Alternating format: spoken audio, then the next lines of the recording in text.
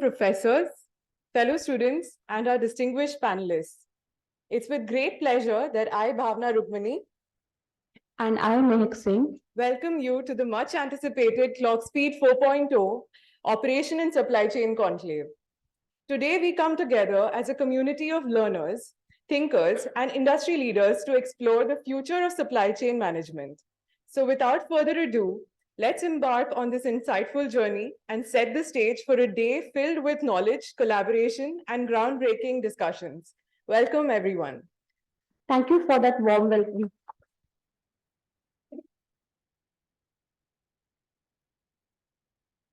Thank you for that warm welcome, Bhavna. Now, coming to the theme of the day, reimagining supply chain 2.0, fusion of technology and sustainability.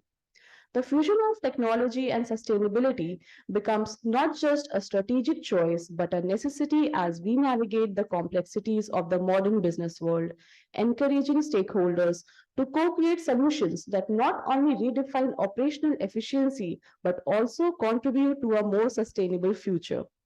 Through insightful discussions, our conclave aspires to be a catalyst for innovation, setting the stage for a supply chain ecosystem that harmonizes with the needs of the present without compromising the needs of the future. We are privileged to have such a distinguished panel of guests, including our esteemed fathers and professors, present for this event. We invite Father Donald, Father George, Professor Kankaraj, and Professor Alokraj, and our esteemed guests to join us to light the lamp to commence this event.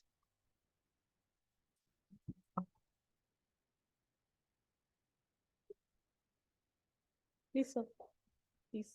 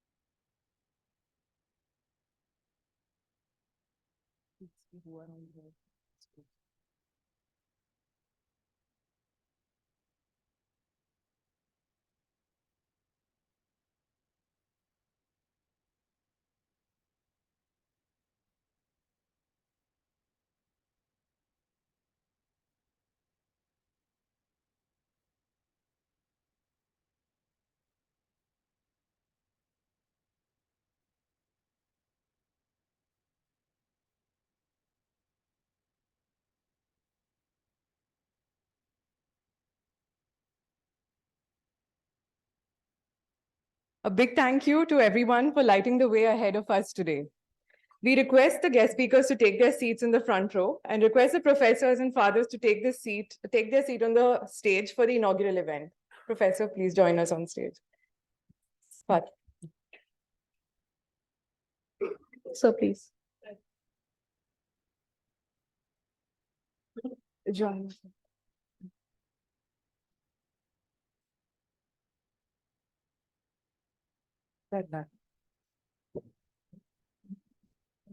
Now for the inaugural address, it's with great honor that we invite Father George, for our esteemed director, to impart his invaluable wisdom upon us.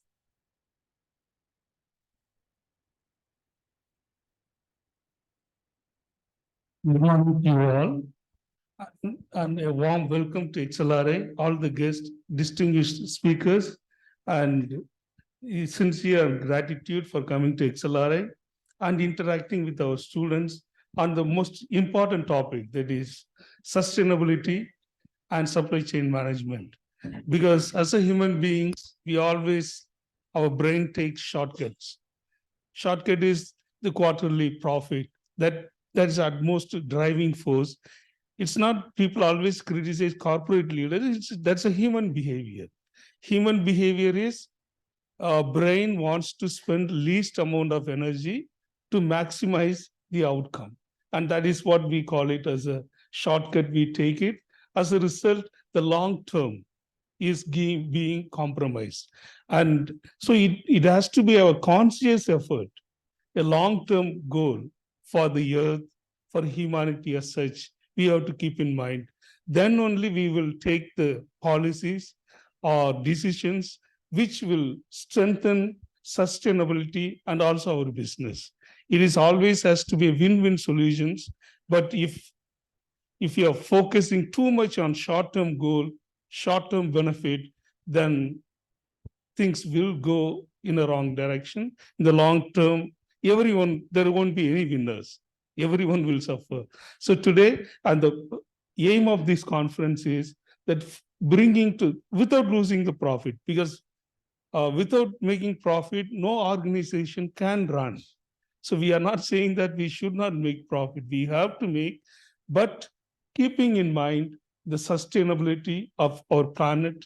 And because there are so many leaders who still believe there is no problem with the earth, or earth warming of the earth is a natural phenomena. It is true. It is a natural phenomena. There is a cycle in earth becoming cold and warm. But what is the irresponsible practices can accelerate it. That's what we are saying, that the nature, we cannot do anything about it. It has its own method of renewing oneself. But our human input should not accelerate in a negative directions. And that's all we can do. And that how to do it as the industry leaders and academicians, let's come together and set a path, keeping the human nature that human nature, don't undermine it. Because human nature is such that brain wants to spend least amount of energy in order to bring in more benefit. So with that words, once again, I congratulate the team who organizes this event, and they have spent lots of time putting together, contacting people and arranging everything. So in their team and the faculty in charge for this event, Professor Alok, and I thank them, and especially all the distinguished speakers for taking time and coming here as a person in order to interact with our students. So thank you very much. And once again, and this year is a Jubilee year for us, Platinum Jubilee. 1949, we started our journey, and we are into 75th year of XLRI. And as we always say that we are the first management institute in this country soon after the independent movement. And Tata Steel has played a vital role in it. In fact, the idea of starting this management school came from one of the Tata managers. So we are also gratefully remembering the forefathers, Father Enright, Father Bill Tom. They were the pioneers. Without having much money, they just ventured into it and put their heart and soul. It is their blood and sweat that what we are seeing as XLRI today. So today, let's also remember them, all the past directors, chairmen, professors, staff, and everyone, and thank God for all those blessings that XLRI has received. So thank you once again. Thank you.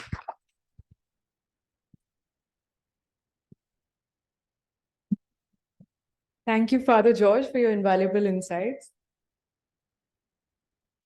Now, I invite to the stage Professor Alok Raj, an associate professor in the Production, Operations and Decision Science area at XLRI Jamshedpur and POMS India Secretary. With a keen interest in application of cutting-edge technologies like blockchain, Industry 4.0, and sustainability in operations and supply chain, Professor's insights and views on the outlook of operations in the rapidly changing world will enrich us all.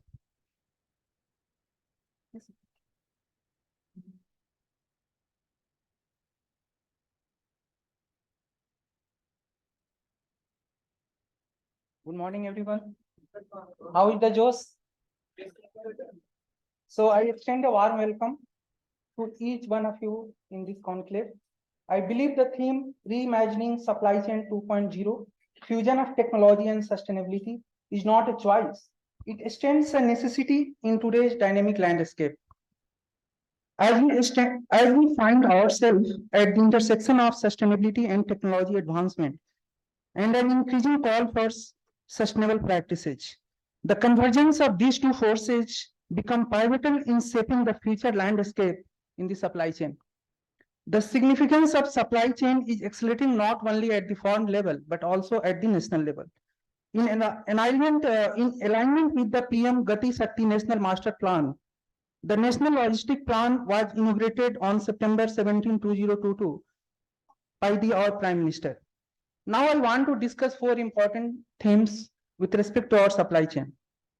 First, according to National Health Survey, 190 million people in India go to bed hungry every night.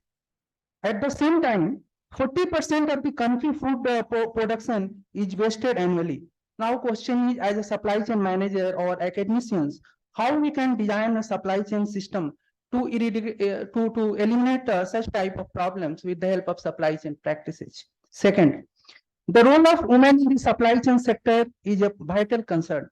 McKinsey estimates that if women had equal participation in the supply chain market, they could contribute around 28 trillion or 26% to global GDP annually by 2025. However, there is a significant gender gap in the industry, particularly with respect to supply chain, especially in the leadership positions. So question is how we can overcome this gap and promote gender diversity in the supply chain sector. Third, supply chain play a crucial role in combating climate change, generating around 60% of all the global carbon emissions. Addressing supply chain sustainability is essential for achieving net zero emissions. India has also taken a pledge to become carbon neutral. Addressing sustainability is essential for achieving net zero emissions. So question is how we can enhance sustainability practices within supply chain to contribute to the fight against climate change. Third, which is very important for a student perspective. When I discuss with a student, I feel that there has been a noticeable decline in the student interest in the supply chain in recent times. There could be many reasons. One of the reasons is the scarcity of the supply chain specific roles in companies. This is the perception of the student. I urge industry expert to discuss the importance of supply chain role within the company, considering XLRI as an important recruiting talent in the supply chain field. I am confident that this conclave will provide a platform to address these challenges and gaps. I eagerly anticipate engaging participation and insightful discussion without any social media interruptions such as WhatsApp, Instagram, so on and so forth. Let us collectively contribute to the reimagining of supply chain for a sustainable and technological advanced future. Thank you very much.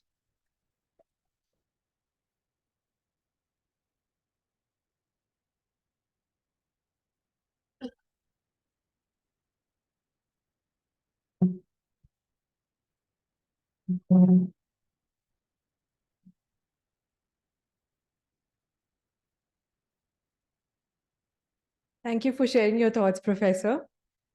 As hosts, we would like to extend our deepest gratitude to all the speakers and all attendees for making this inaugural session truly memorable. With this, we commence the event and we would like to express our gratitude to all the speakers with a token of our appreciation. I request Father George to extend our welcome by felicitating Mr. Chetan Sabnis, Senior Director at GEP Worldwide.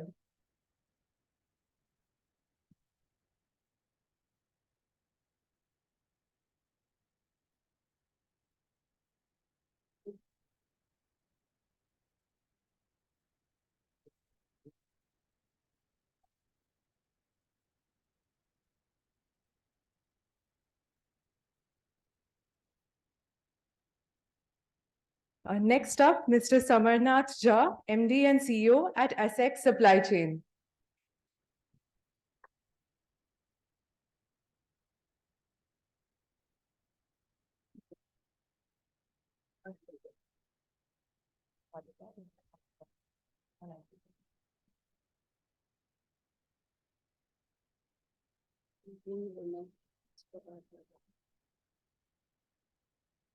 Next up, we have Mr. Ashish Pathak, Global Product Director, Supply Chain Business at Boston Consulting Group.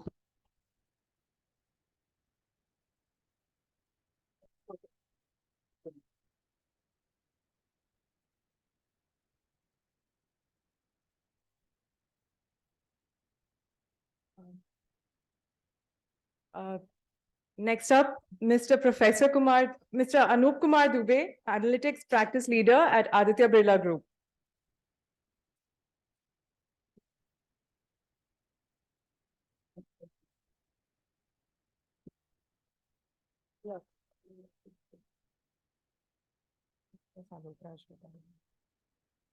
Thank you, Father. Now we would request Professor Alok Raj sir to please present the bouquet.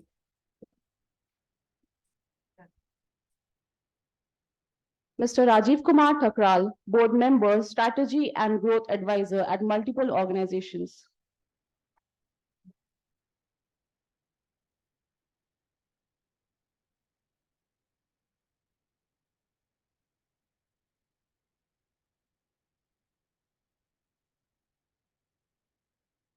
Mr. Rahul Sharma, CFO and VP Supply Chain, Fresenius Kabi Oncology Limited.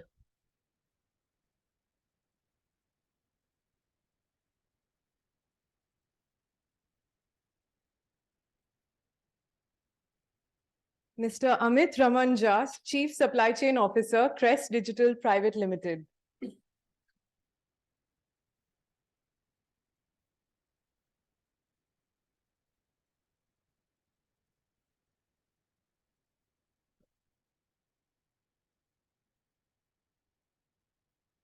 Mr. Rudra Shankar Roy, Global Supply Chain SME and Process Transformation, IBM Thought Leader and Academic Ambassador, IBM Consulting.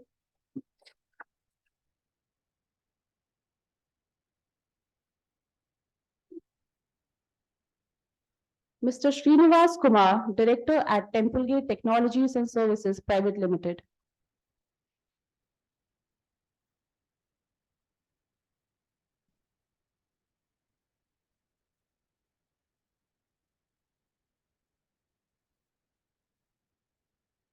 Thank you, Professor. Requesting Father George and Professor to take their seat. Thank you.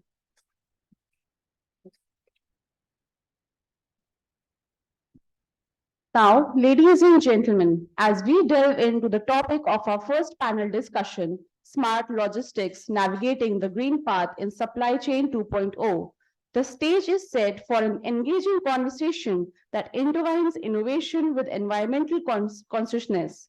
In today's rapidly evolving world, the intersection of technology and sustainability has become increasingly vital. So, get ready for a deep dive into smart logistics, where cutting-edge technology meets the green ethos.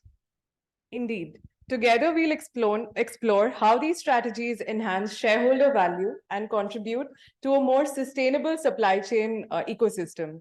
Our panelists are ready to unravel the complexities and opportunities that lie ahead. Let's welcome them to share their expertise on navigating the green path in Supply Chain 2.0. This gives us immense pleasure to introduce each of the guests and request them to please join us on the panel as we call upon them.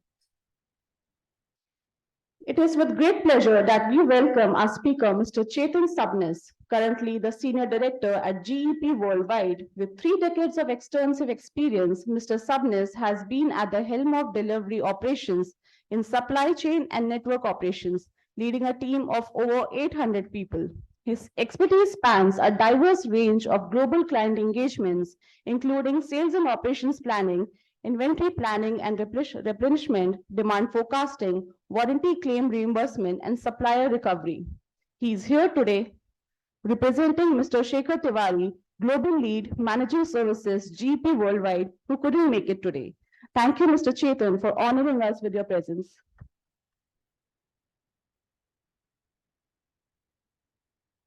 Ladies and gentlemen, please welcome Mr. Samarnath, an accomplished professional with remarkable career spanning nearly 2 decades, featuring over 10 years in CEO roles across India and South Asia.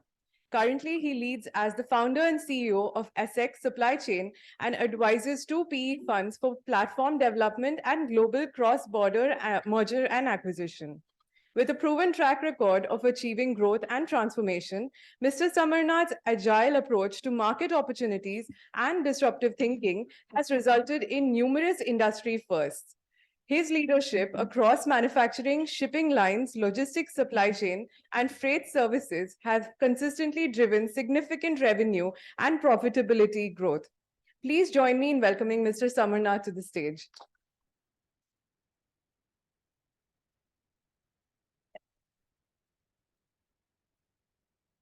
Now welcoming Mr. Ashish Pathak, Global Product Director, Supply Chain Practice at BCG, specializing in global supply chain offerings in digital and AI consulting, supply chain resilience, cost transformations, and climate and sustainability transformations. With 14.5 years of experience, Ashish has a profound background in strategy and operations. Before joining BCG, he made significant contributions at Flipkart, Edgeworth Systems, and Ashok Leyland, showcasing his versatility and expertise across various sectors. Ashish's educational foundation is rooted in his studies at SPJ in Mumbai, where he honed his skills in business and management. We welcome you, sir.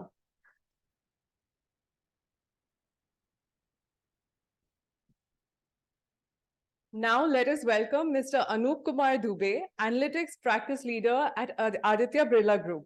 With over 15 years of experience driving digital transformation initiatives, Mr. Dubey is passionate about leveraging data and analytics for impactful solutions.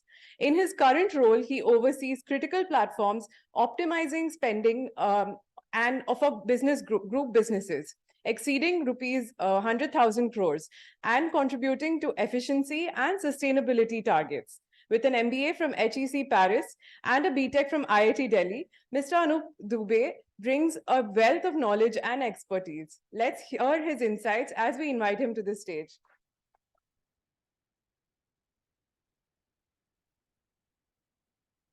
We now welcome our moderator for the first panel discussion, our colleague Colonel Abhishek Dimri, to take forward the proceedings. Thank you, sir.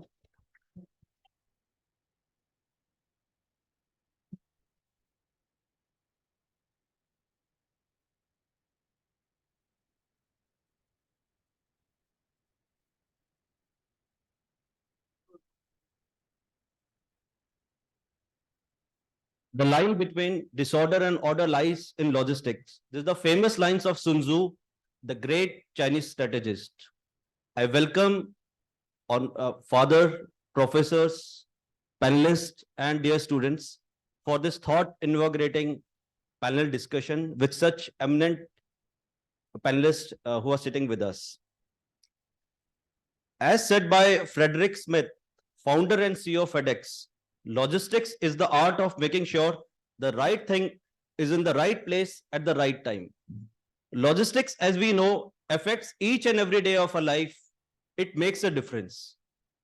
Last century, and more so last 40 to 50 years, we have seen massive industrialization. Everywhere growth is there. There is change in lifestyle.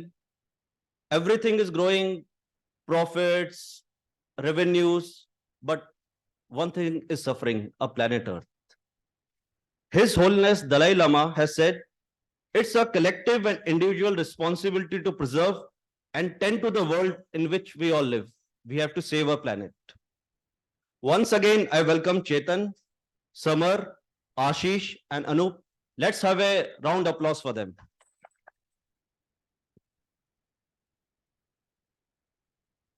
Now, setting the ball rolling, the first question which I'll be asking will be common for all the panelists.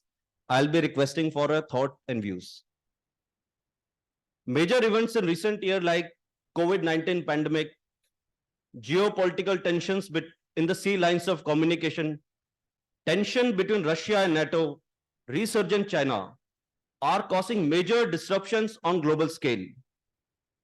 How smart logistic and supply chain 2.0 adapting to these challenges? And how are these events impacting India's logistics sector? We can start with Chetan, please. So good morning. As Colonel said, right, the supply chain in a current world is becoming more complex and complex. Correct. One is of course the disruption which is caused by COVID, but other than that, the major complexity comes from the consumer behavior. Correct. Today's consumer is very demanding. They need product changes very often. Correct. They need newer products. They need products tailored to their needs rather than a standard product. Correct.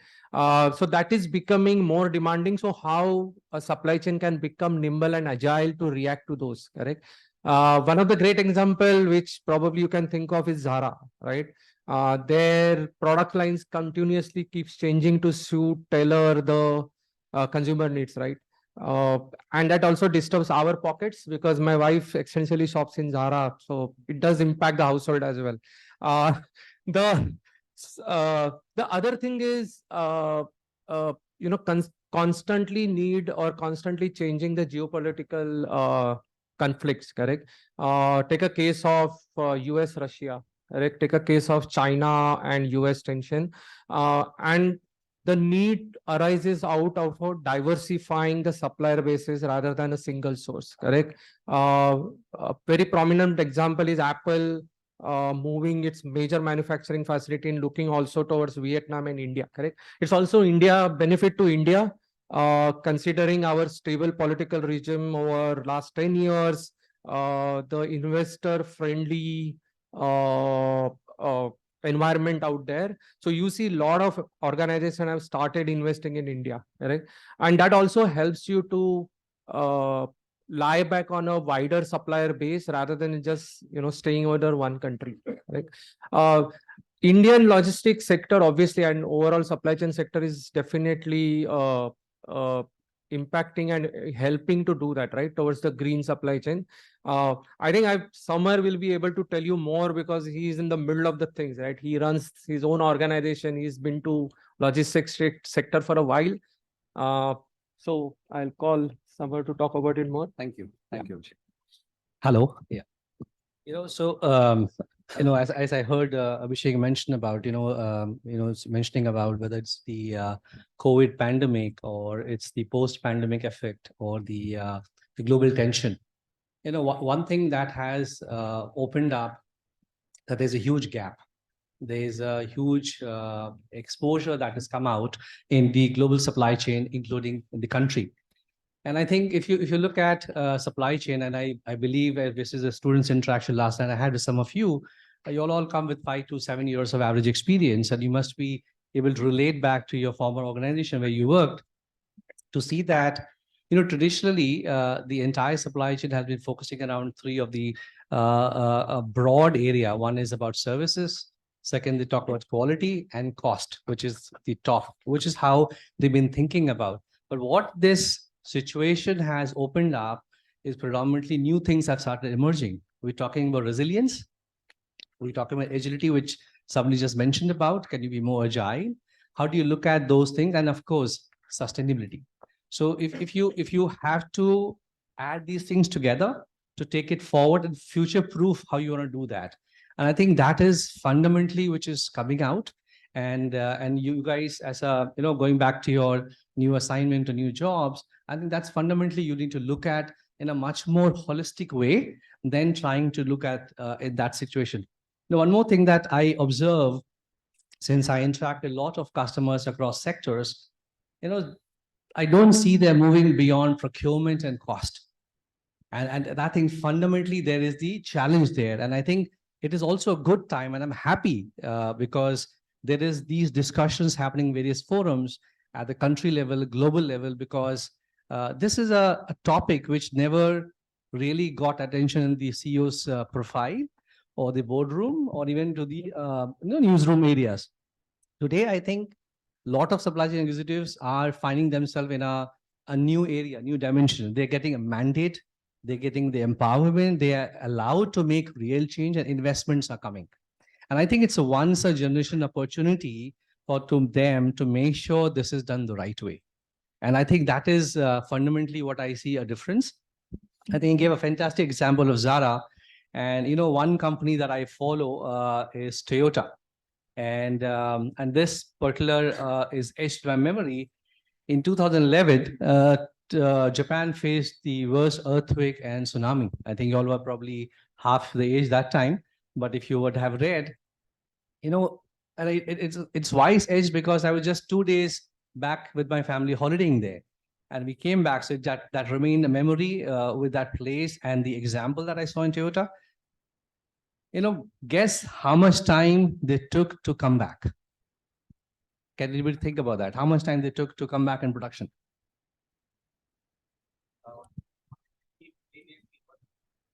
6 months. Toyota, world's example that the people follow their style, their production, their methodologies. What they did, they went back, revamped their entire production. They revamped their regionalizing the supply chain. They re-looked at the tier 1, tier 2 suppliers on which the dependencies were there. They did that. Guess what? 2016, another earthquake. How much time did it take this time? 2 weeks. They were prepared. They went beyond tier 1, tier 2, tier 3 because they were prepared for situation. And I think this is what today, when we talk about the global turmoil in all parameters that Abhishek spoke about, I think it is a lot about all of us coming together and the respective organization that you're going to work with, look at those things closely. And that is what will make a difference. Thank you. Thank you, Samar. I think Samar just summarized one of the articles that I co-authored as part of BCG, that future of supply chain. So building the future of supply chain has typically, we have seen these 4 legs that we talk about. And this is not just one research or one company or one client example. This is like a tendency that we have been seeing in the market. The future of supply chain will have, it's a digital and AI driven, it's resilient, it's sustainable. So these 3 legs are digital, resilient, sustainable. And the 4th very important leg is the cost. Traditionally, we have understood supply chain, as he was also mentioning, in a very narrow cost focused manner, right? And that's why it has never been given that much importance in the boardroom discussion or a CXO CEO kind of discussion, because what you can do with a cost, you don't want to increase cost, you always want to reduce cost. What we have seen in the last, let's say 3-4 years since pandemic, now the discussion has shifted to the boardroom, and supply chain has been in consistently top 5 CEOs talked items in last 4 years. What does this mean is now supply chain offers a strategic advantage to the companies who are digitally driven, who are more resilient, who can respond to the disruptions faster and better and come up really strong. That is giving companies an edge over their peers, to acquire shareholders, to acquire new customers. So in that sense, if you do your supply chain right, you are going to be an extremely, power force in the market, not just in terms of, customer satisfaction, but also in terms of your overall brand value, market valuation, shareholders value, and also customer acquisitions.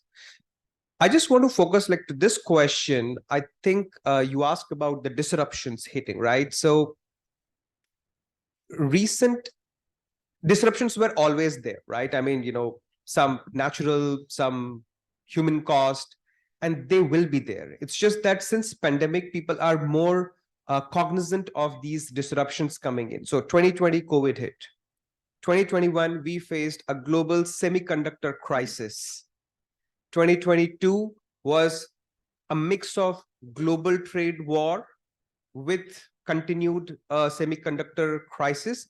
Also, the different waves of COVID still kept hitting various parts of the country. The bottom line is disruptions are now going to be frequent with a bigger and deeper impact, but shorter. So that's the bottom line. We have been seeing the trend in the world. It can be of any type of disruption. The second theme I would like to talk about, every disruption will leave countries, companies, economies, institutions, either a winner position or a loser position. You cannot, there is no third position. So now the question is, which part would you like to be after the disruption hits? And are you preparing for that? And I assume that answer would be no, I don't want to be loser, right? You want to be staying in the winner side of it. So be it a company, economy, countries, institutions. Are you doing right steps so that you come out as a winner out of every disruption? India, in that sense, is, you know, is a green in some part of it and red in some part of it. The good thing is, at least we are trying to make some proactive approach towards it. So I think my key messages here would be the future of supply chain would be digital, resilient, sustainable, and cost effective. That's it's how it should be. Disruptions will be there. If you manage disruptions well, you strengthen your position to be a winner well. You have to make a very proactive approach to do that. Supply chain is now within the top 3 or 5 most talked about topic in the boardroom discussion. And, you know, I speak with a lot of them, and this is what now haunt the CXOs, that is my supply chain is ready for the future. So that's the third thing. And the fourth is, like, it's a very bright spot for people like you, institutions like this, who are creating the, you know, managers for the future. It's now considered as one of the most sought after skill in the market. If you have right sort of skills approach to develop what company is, you know, what companies are aspiring to build for the supply chain of the future. And, you know, as an economy, we are also in a great demographic advantage. So these are some 3 or 4 key things that I wanted to talk about. Disruptions will be there, but we have to pick a side where we want to build our next future of supply chain is. So with that, I transfer to Anu. And sorry. So Ashish brought a very good point about being proactive to disruptions, right? And with digital intervention happening, right? The supply chain practitioners are well poised. And I just wanted to give you one example, which we went through with one of the client, right? The general election is a disruption as well, right? In some of the industry, your product movement is stopped. You are not able to sell your product, and especially alcoholic beverages, right? So during 2019 general elections, right? We planned out proactively that how we will build up the inventory so that we can go to the market quickly when it opens. That means investing additional money, blocking your working capital, but it gave a first mover advantage to the organization. It could grab about 2-3% share point in a fiercely competitive Indian market, led to higher revenue, and that working capital investment was worth, right? So I just wanted to talk to you a real life incident so that you can, you know, resonate well with what he just talked about it, right? So that's most important in fiercely right now competitive market. First mover advantage is very, very important. So you need to use that proactive way to fight those disruptions. Yeah. Thanks, Ashish. Sorry, over to you. Sorry to. No, great point, Chetan. Just a couple of things that I want to add. You know, most of the things are covered. In supply chain, resilience is very important. And as Ashish mentioned, digital and data plays a very critical role. But what enables is all of this is partnership. You have to partner. There are so many startups coming up. There are so many matured industry players. One cannot do it everything by itself. So partner as much as possible. So that's one. Second, I think Ashish also touched upon it. I think maybe in other companies, it is probably the third or fourth most important topic. But right now in Aditya Birla Group, it is the most important topic. And it is the most matured platform that we have, the logistics platform that we have within the organization. A very specific example I will give to to this particular topic. This conflict in Hamas that is happening very, very recently. This has impacted two of our businesses very, very closely. Any guesses which are those two businesses? No, not cement. Cement is mostly domestic.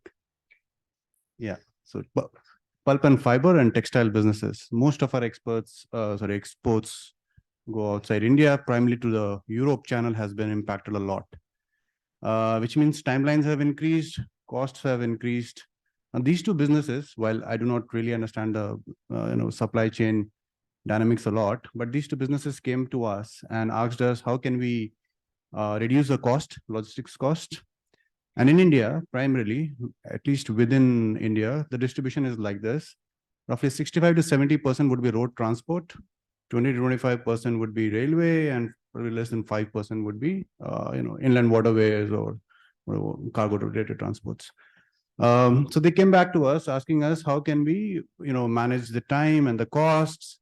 Basically, how can we leverage the multimodal setup at the back end, the road, railway, and the waterways to help reduce the overall cost, and to manage it to the extent possible, which will allow them to stay competitive in this landscape, because your customers are not going to budge on, if they're if the timelines are getting increased, that means they are incurring cost, right? Those costs, they are not going to pay you for it. What your system, your supply chain should be agile enough to to manage those costs, to reduce this cost, to reduce the impact of those costs as much as possible. And that's where data, your partners, your data can tell you, okay, what needs to be done, but something has to be rolled out at the operational level. And that's where a lot of partners, some are the kind of expertise that they provide, and actually laying that out in a very short time, as quickly as possible, plays a very, very important role. So that's a very specific example I'm saying that we have worked upon in the last 3 to 4 months, how we can use multimodal, how we can shift from road to rail and inland waterways transport to reduce cost, to manage and the timelines as well. And again, both rail and waterways transport are actually more sustainable than road transport. Just like in 1 minute, I would like to let me give a very concrete definition of what supply chain resilience means, so that it just stay at a keyword level and it completely sticks onto the group's brain here. So supply chain resilience, and of course, like we have very broad definition from different body of knowledge. In bottom line, we have two things that we define supply chain resilience to be: the ability to predict a disruption, like how fast, how accurate, and how well in advance you can predict a disruption. And it could be, a Red Sea disruption, or a Suez Panama Canal disruption, semiconductor crisis, pandemic, or whatever. So the ability to predict it faster, accurate, and well in advance. And once the disruption hits, so you cannot avoid all types of disruptions. Once the disruptions hit your organization, how less it put you in the, how less impact it has on your organization, and how fast you can come out of it. The summation of these two is what we call as resilience, supply chain resilience index, right? And it's the most common understood agreeable definition, with World Economic Forum, with body of knowledge like BCG, McKinsey's, and Bain's, the different types of. There is a Supply Chain Resilience Institute. So how fast you can predict, how fast you can recover. That's the definition of the supply chain resilience. And very interestingly, after every disruption, we do this survey and we find constantly those 25, 30 companies come up in all these parameters. You know, those companies are like Toyota. Toyota is a great example for that, right? Apple, Tesla, especially for automotive. This time, Tesla, last time the semiconductor crisis, and we ran the survey, Tesla came even couple of notch higher than the Toyota because it has less parts. It makes EVs, right? So it has, I have worked in Ashok Leyland, so you know, I know for a truck manufacturing, you need 60,000 bill of material part number for one SKU. And we had like 40 SKUs, right? Tesla has just 1,500. Can you imagine? Right. So it's 1,500 versus 60,000 for a automotive internal combustion engine. Less parts to manage, less suppliers to manage, less supply chains to manage. And first time I have seen that Tesla has beaten, you know, companies like Toyota. Of course, Toyota is much ahead than in its IC engine peers. So that's resilience in the real life, how it works, right? How fast you can predict, how fast you can come up when it comes out. Interestingly, the outcome is, what does it pay to be supply chain resilient?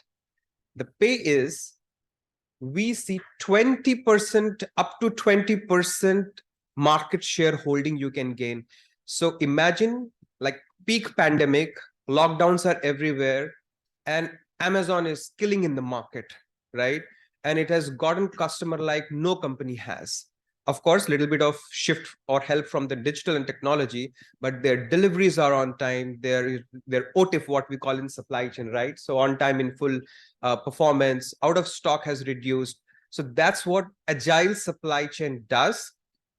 That's what resilient supply chain does to capture the market once the disruption hits. And like I can go on talk about these many examples, but that's what like being supply chain resilience that pays off really well if you are prepared. So just to, you know, summarize and over to you. Very aptly put by panelists. So it's rightly said, journalists talk about strategy, while professionals talk about logistics. That is the importance of logistics. Now the next question, again for common for all the panelists. Combating climate change and its impact on planet is an agenda which has been undertaken with due seriousness by all the countries. We have seen all the leaders of world are so worried.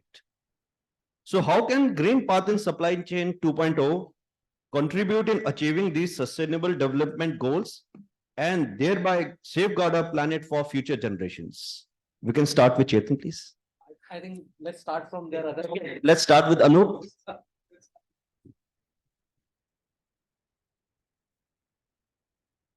Again, I'll probably speak a lot with from the context of data science and all, given that's my core area. But in supply chain, now we have started to focus.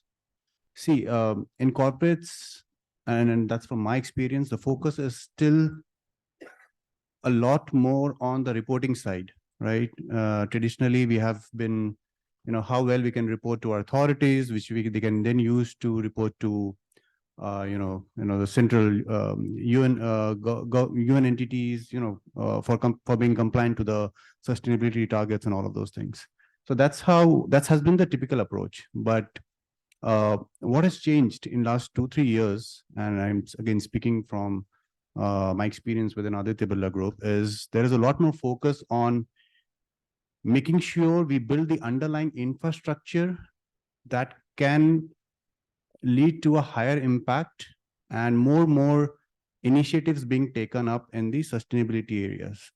And giving a very specific example, with Hindalco, we have partnered with Ernst & Young, and we are now building a sustainability data lake. Now imagine the kind of effort that goes into building that data lake. You need to have external data sources to bring in insight as to what's happening out there. You need to have your ERP data coming in. You need to have your partners' data coming in. Now with all of these different types of data that is coming in, you have to synchronize, harmonize those data, and then make it available for different use cases, right? I'm not just talking about a single use case. It could, those data can be used across different types of, different types of initiatives. And giving a very simple example again, in logistics for Ultratech, we have built something called a network optimization tool. I'm just giving you a brief context over here. Ultratech is a cement company, right? But it's actually a supply chain. The whole game is all about supply chain. It is roughly about 15,000 crores is spent on logistics there, outbound logistics I'm talking about. And a majority of that is, again, you can divide it into a primary logistics, 65%, rest secondary logistics. Now, we build a solution called network optimization just to make sure that we reduce the total distance. Now, if you reduce the distance, from your source to the customer, you're basically reducing your, carbon emission, you're reducing your, you're reducing cost, you're reducing carbon emissions and contributing to the, sustainability targets. But now the same data, that network data that we have, is now being asked by Hindalco. And can anyone guess why? Hindalco produces a lot of red mud in the manufacturing process of aluminum. And alumina, bauxite gets converted to alumina and then to aluminum. There's a lot of red mud gets used. Now those red muds have to be, either sent to landfills. Now, if you keep sending to landfills, you are basically violating all the norms. Your plant will basically be shut down in some time. Now Hindalco, do not want that. So what do? They need to find a company which can take those red muds and use it in their manufacturing process. Now, Ultratech cement manufacturing happens to be a process which take red muds in its clinker processes and all. Now, that underlying data, the network of where the plants are located, right? There are 60 plus plants, and mapping that to the plants of Hindalco and then managing the supply chain around it is where the cross sharing of the data comes in. So the data lake that is getting built on in Hindalco will now be leveraged to map onto the network optimization tool that we have built in and the underlying data that we have built in Ultratech to build a supply chain network that will allow them to transfer their waste, red mud, from Hindalco to Ultratech, and both of them gain in the process. One gets a raw material used in the manufacturing process, another, rather than sending their waste into a landfill, they basically are disposing off to another tubular group for consumption. So what is happening here? The key is when we are talking about agility here, the key is we need to have the underlying data technology, set up in a way which allows for that agility to happen. And so, we have to think upfront, like Ashish mentioned, we have to predict what's going to happen, and you cannot be able to predict everything, which means you have to put a lot of thought process behind as to how you set up your data, how you set up your technology infrastructures to allow so many use cases which you cannot think of right now, but that those use cases might come in future, and your systems and your data should be allowed to do that. Great point, Anup. Actually, this network optimization example is the classic one, right? I mean, how we think about sustainability in our supply chain, it starts with network optimization in most of the industries. I think in order to discuss this particular question about green supply chains or supply chain sustainability, let me start with the fact that it's not even company's choice to be a sustainable supply chain company or not.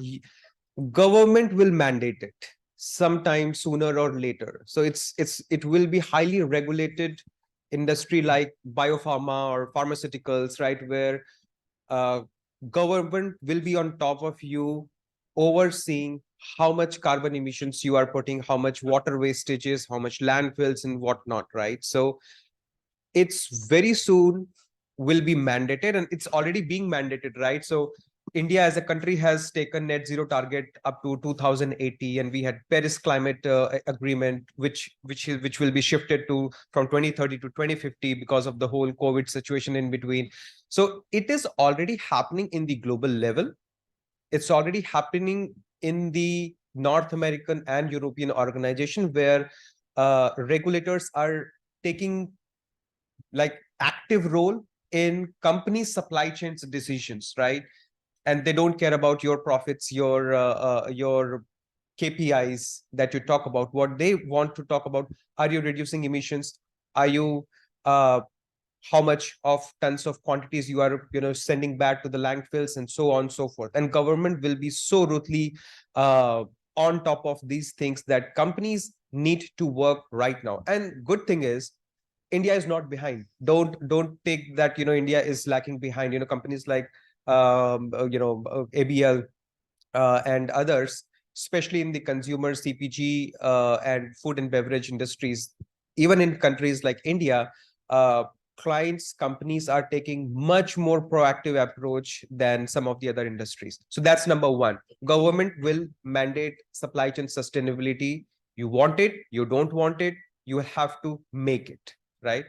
Sooner you make it, again, it goes back to the point, the better you'll be prepared to take advantage of it in terms of competitive advantage, in terms of customer satisfaction, and it will not hamper your profitability KPIs as well. So that's number one. Number two, even consumers will boycott you if you are not a supply chain sustainable company going forward, right?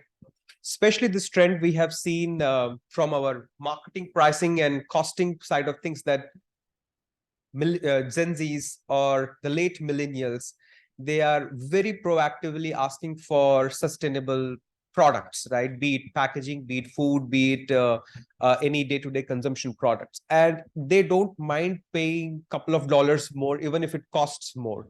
But they are making this conscious choices, right? I mean, a decade back, when I was completing my master's from SPGen, right, all the plastic bottles used to be here and there, right? And that's the very good observation I'm seeing now. It's replaced by all the bottles and the steel. So it's all reusable. And it is happening very consciously with the younger generation coming in. So what if the consumers will not want your product? So let me put this way and summarize the discussion. What if 5 years down the line, 10 years down the line, government will make it mandatory to have something, a logo or a very prominent that says, it's supply chain sustainable product, and consumer will only buy the supply chain sustainable product. The companies who are not working today in those directions will have significant hit in their profitability margins, and they will completely wiped off, right? And classic examples I will give, there used to be a company called Vanaspati Dalda, right? I'm not sure how much of you have heard of it. The yellow one, exactly, right? And government mandated to have trans fat and saturated fat percentage written over it. And they had this whole campaign about, it's not good for you. It increases your overall cholesterol level, and which is not healthy. The moment it started advertising it and made it mandatory to have all the percentage figures on the label, people have stopped buying it. And it used to be market leader with close to 69% market share in the the whole frying item category, let me put that way. So something similar will happen in the sustainable supply chain and consumer product space from 5 years, 10 years down the line. And companies needs to make effort today. And good thing is they are, including in India, much more in Europe, and also North America part of it. So that's my take on it, right? It's time to act is now. You want it, you don't want it, companies want it, they don't want it, it's going to happen.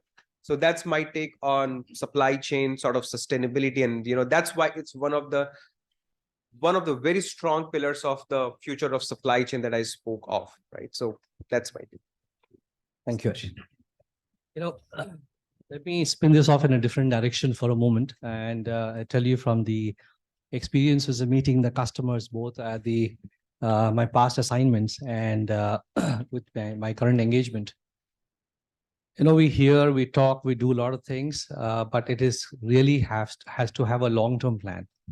Now, when I meet the CXO levels and CEOs there, I end up finding two groups there. One group of CEOs are set of CEOs who are very charged up, create a vision of a very audacious target, and they were going to rally the whole troop behind to make it happen. They will do that, and they have a lot of boardroom space to make those things happen. And then you have another set of CEOs and CXOs. You will find them, they're contemplating on that, they're thinking about that, they're trying to go more deeper into it, and they actually are very cautious. They don't want to overcome it, because that has repercussions into a P&L, right? End of the day, there's answerability to board, answerability to the stock market. So you have live such situations you'll come across. And happy when you guys have town hall in the respective companies, and you go raise those questions, ask those questions during the town halls. And I think those are where you're going to contribute by building those momentum as a younger generation. I think that's important for you to do that. My thought is that there's a path in between the two extremes, and you need to look at how you as an organization are going to take that forward. I think a lot of companies are still struggling to form a baseline. Where are they? Where do they stand today? In the sphere of their own plant, or in sphere of their own stores. I think the whole activity starts on there. Just like we will go back to our own homes and think about throwing something in a paper in a dustbin, or trying to leave it loitering around. I think it all starts there. So we create that baseline, and then you draw at a step to where do you want to head? What's the target or the goal that you're setting for your organization? Because once you articulate that, the whole organization knows it. You're making sure those things are embedded into your discussions, your topics, your everything. And then how do you monitor that? How do you track that so that you are actually living onto that area, and the discussions are becoming an enterprise-wide discussion, not in silos alone? I think those are fundamentally which is important, and that's how you're going to be able to address the larger cause on a long-term basis for the organization and the earth. Thank you. Yeah, thanks. Before I actually little speak about it, just a lighter moment, right? Dalda has been, doing the recycling, reusing, stuff much earlier, right? Those empty dabbas used to get sealed and used as a bio to learn swimming, if you would have seen across, right? So when he referred to Dalda, I just thought about how currently we are back to the same sustainable supply chain practices, right? It's becoming very important, and organizations are embracing to it, correct? For example, how do I optimize the routes, correct? And move the maximum product on the one shipment to reduce the carbon footprint, correct? How do I reduce my transport transport time and transport areas, correct? I'll give an example where one of the client using the digital transformation, we had built end-to-end visibility of their consignment across rail, road, air, ship across the globe to ensure whether the consignment is on time or is getting delayed, so that the last mile can be organized accordingly and not wasted there, saying that, okay, this consignment will allow you on X date, correct? So the digital intervention does give you that benefit. And we had integrated everyone, the manufacturing plants, the third-party suppliers, the transporters, to ensure that, and the shipping lines, correct, to get the visibility across globe, so that the last mile can be automatically planned and not just wasted. It also leads to keep your end consumer informed, right? And whether it is coming late or coming early, to improve their trust in you, correct? The other areas could be use alternate fuel, alternate energy, right? Instead of traditional electricity on water or generated, how can you look at solar or wind, right? There are a lot of organizations like UK has been very pioneering into solar and wind energy, correct? Including in India, if you are aware that at home, if you have independent houses in Mumbai, unfortunately, we don't have, but not at all places, but where you have independent houses, how can you build a solar power and government electrical service provider will give you discount on that if you are reusing that energy, correct? The another classic example is sharing the infrastructure. Toyota and Suzuki are sharing their base, right, of the cars, right?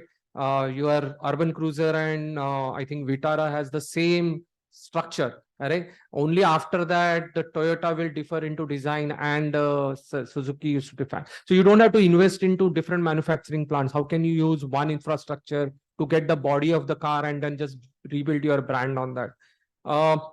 Another key thing is using the recycled material, or this is becoming very, very, and the way he pointed out, right? Gen Z or late millennials, right? I'll bring out a very good example of Adidas, which are using the ocean plastic to create or manufacture shoes. Right? A classic example of how you nurture certain practices is, it's coming out in one of my questions next, but how you influence the users to think through about the green stuff, right? How you protect planet, how you reuse the material. So it's becoming very, very important. Specifically, the other last is blockchain, right? How you integrate your suppliers, the supplier of suppliers, also to the consumers, right? To track the source of the product, and how you can get, it's very important for circular economy, correct? Or circular supply chain, sorry, not economy, but circular supply chain. I'm sure you would have heard about it or you have read about it, right? That how do I use my end product again, or waste again into products, into manufacturing, thus by helping the planet, yeah, reduce the carbon emissions. Yeah, thanks. What do you, Colonel? Sorry, yeah, go ahead. Want to add one point here. Chetan mentioned about alternate sources. For example, you can do route optimization, reduce the lead distance, save carbon emission. You can go for alternate fuels. But then there are also industrial processes where it gets very difficult. For example, the smelting process in Hindalco. It's a very energy intensive process. Not just intensive, it needs very consistent source of energy. Now, renewable energies, right? They are not they're not very consistent source of electricity. So which means, you need to find ways to make sure that the current that is used or getting supplied in your electrolyte process is basically, maintains a certain level of thresholds, has its, so that the electrolysis process, because if it stops, then you're restarting the whole process is actually more energy intensive than, maintaining that operation. So again, to do that, there are a lot of, you have sensors, you capture data, you make sure you keep alternating between your, sources of energy. So you maintain that entire thing, through having a very optimized electrical grid that is there. So just adding one more point, that there are a lot of industrial processes that do not straight away allow for you to replace, fuel-based energy with, renewable energy. There are operational nuances sometimes that comes into picture where you have to really, underline, streamline your, technology around it to make sure that the process or the operations are not disrupted. Very aptly put. So a logistician needs to keep innovating. Logistics, it's a 9-letter word which halted advance of Hitler in Battle of Stalingrad and Alexander the Great at River Indus. Now moving on to the second phase, where I'll be asking pointed question to the panelists. Starting with you, Summer.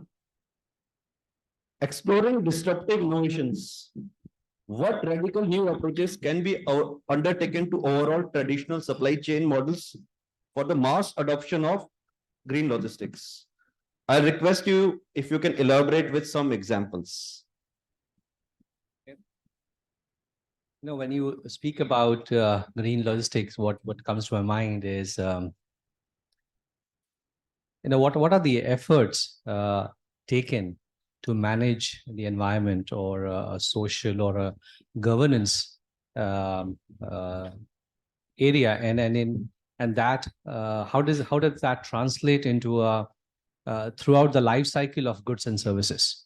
And how does it start from when you do a procurement, or sourcing and the transportation to coming inside, feeding the line, producing? How does it go? What does the cycle go there? I think that's what comes to mind. But here I don't mean when we say goods and services, the financial cost of it. I'm not talking about that. But what you have to realize in the entire supply chain end to end, the kind of toll it takes on the environment, toll on the workers on the floor where they work in, the energy, the natural resources. I think, and all these things can only be captured, like exactly as you mentioned in terms of the data analytics. Do you have the data? Or it begins there. And if you have the data, then you are able to actually protect the company's growth. You're able to protect the profit. You're able to create a system of resilience, reliability, and you're able to save the company's brand reputation with the community that you're working on, or the area that you function on. I think that is fundamentally where it comes to there. But if you really want to do a mass adoption, a move from very traditional to this area, I think fundamentally 3-4 things come, and that's very hard for a CEO or the board to accept.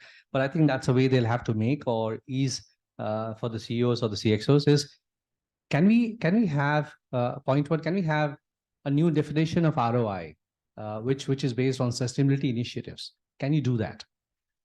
When we say that, they are intangible things, right? Will your brand becoming more eco-friendly draw more customer loyalty? Will it bring better innovation? Will it bring better work life for the staff? Whether it's warehouse, transport, or your office, will it add to retention?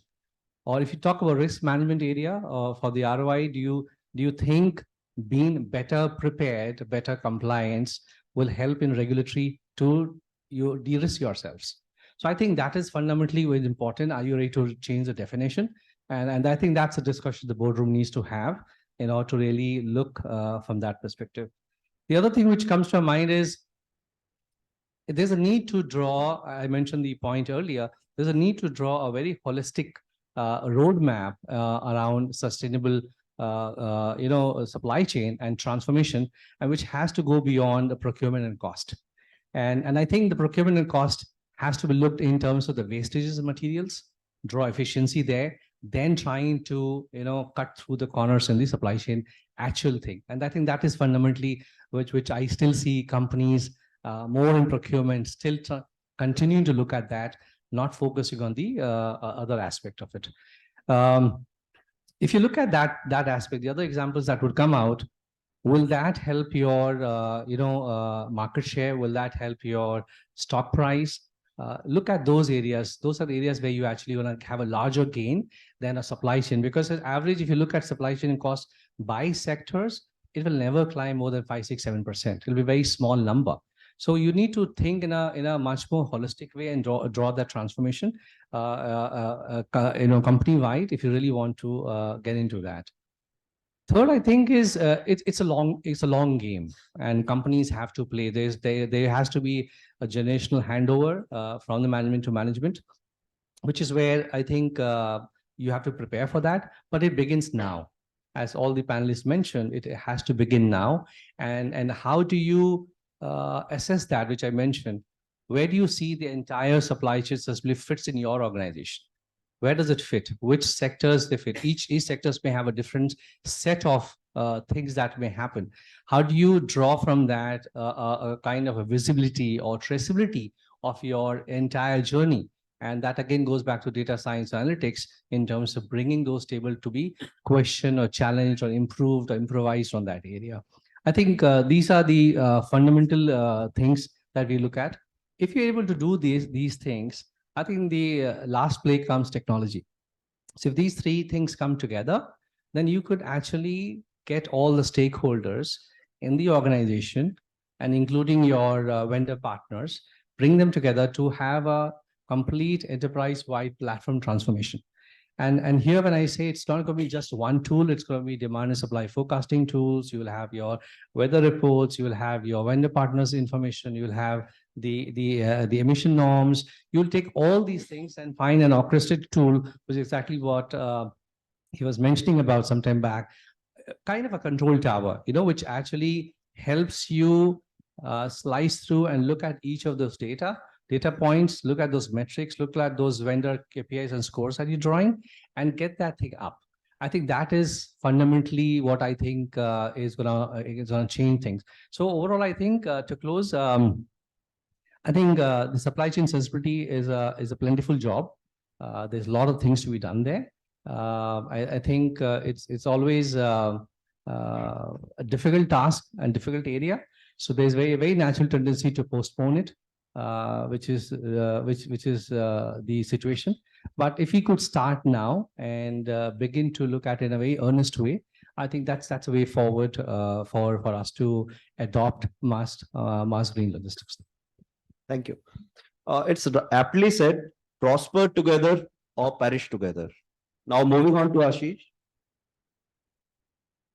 Major technological upheavals like artificial intelligence, machine learning, blockchain, etc., are transforming businesses and processes at a very rapid pace. How can companies utilize these disruptive technologies to achieve the goal of efficient and profitable organizations while significantly reducing logistic environmental footprints? Ashish, please. I mean, my short answer would be companies, they don't have any choice. They have to utilize data analytics and the upcoming technology to do not only sustainability, but anything that we just spoke of, be it resilience, be it cost, be it people, process, digital transformation. For everything that's significant, for everything that's valuable, the bottom line starts with digital and technology, right? And it's not just today's tendency.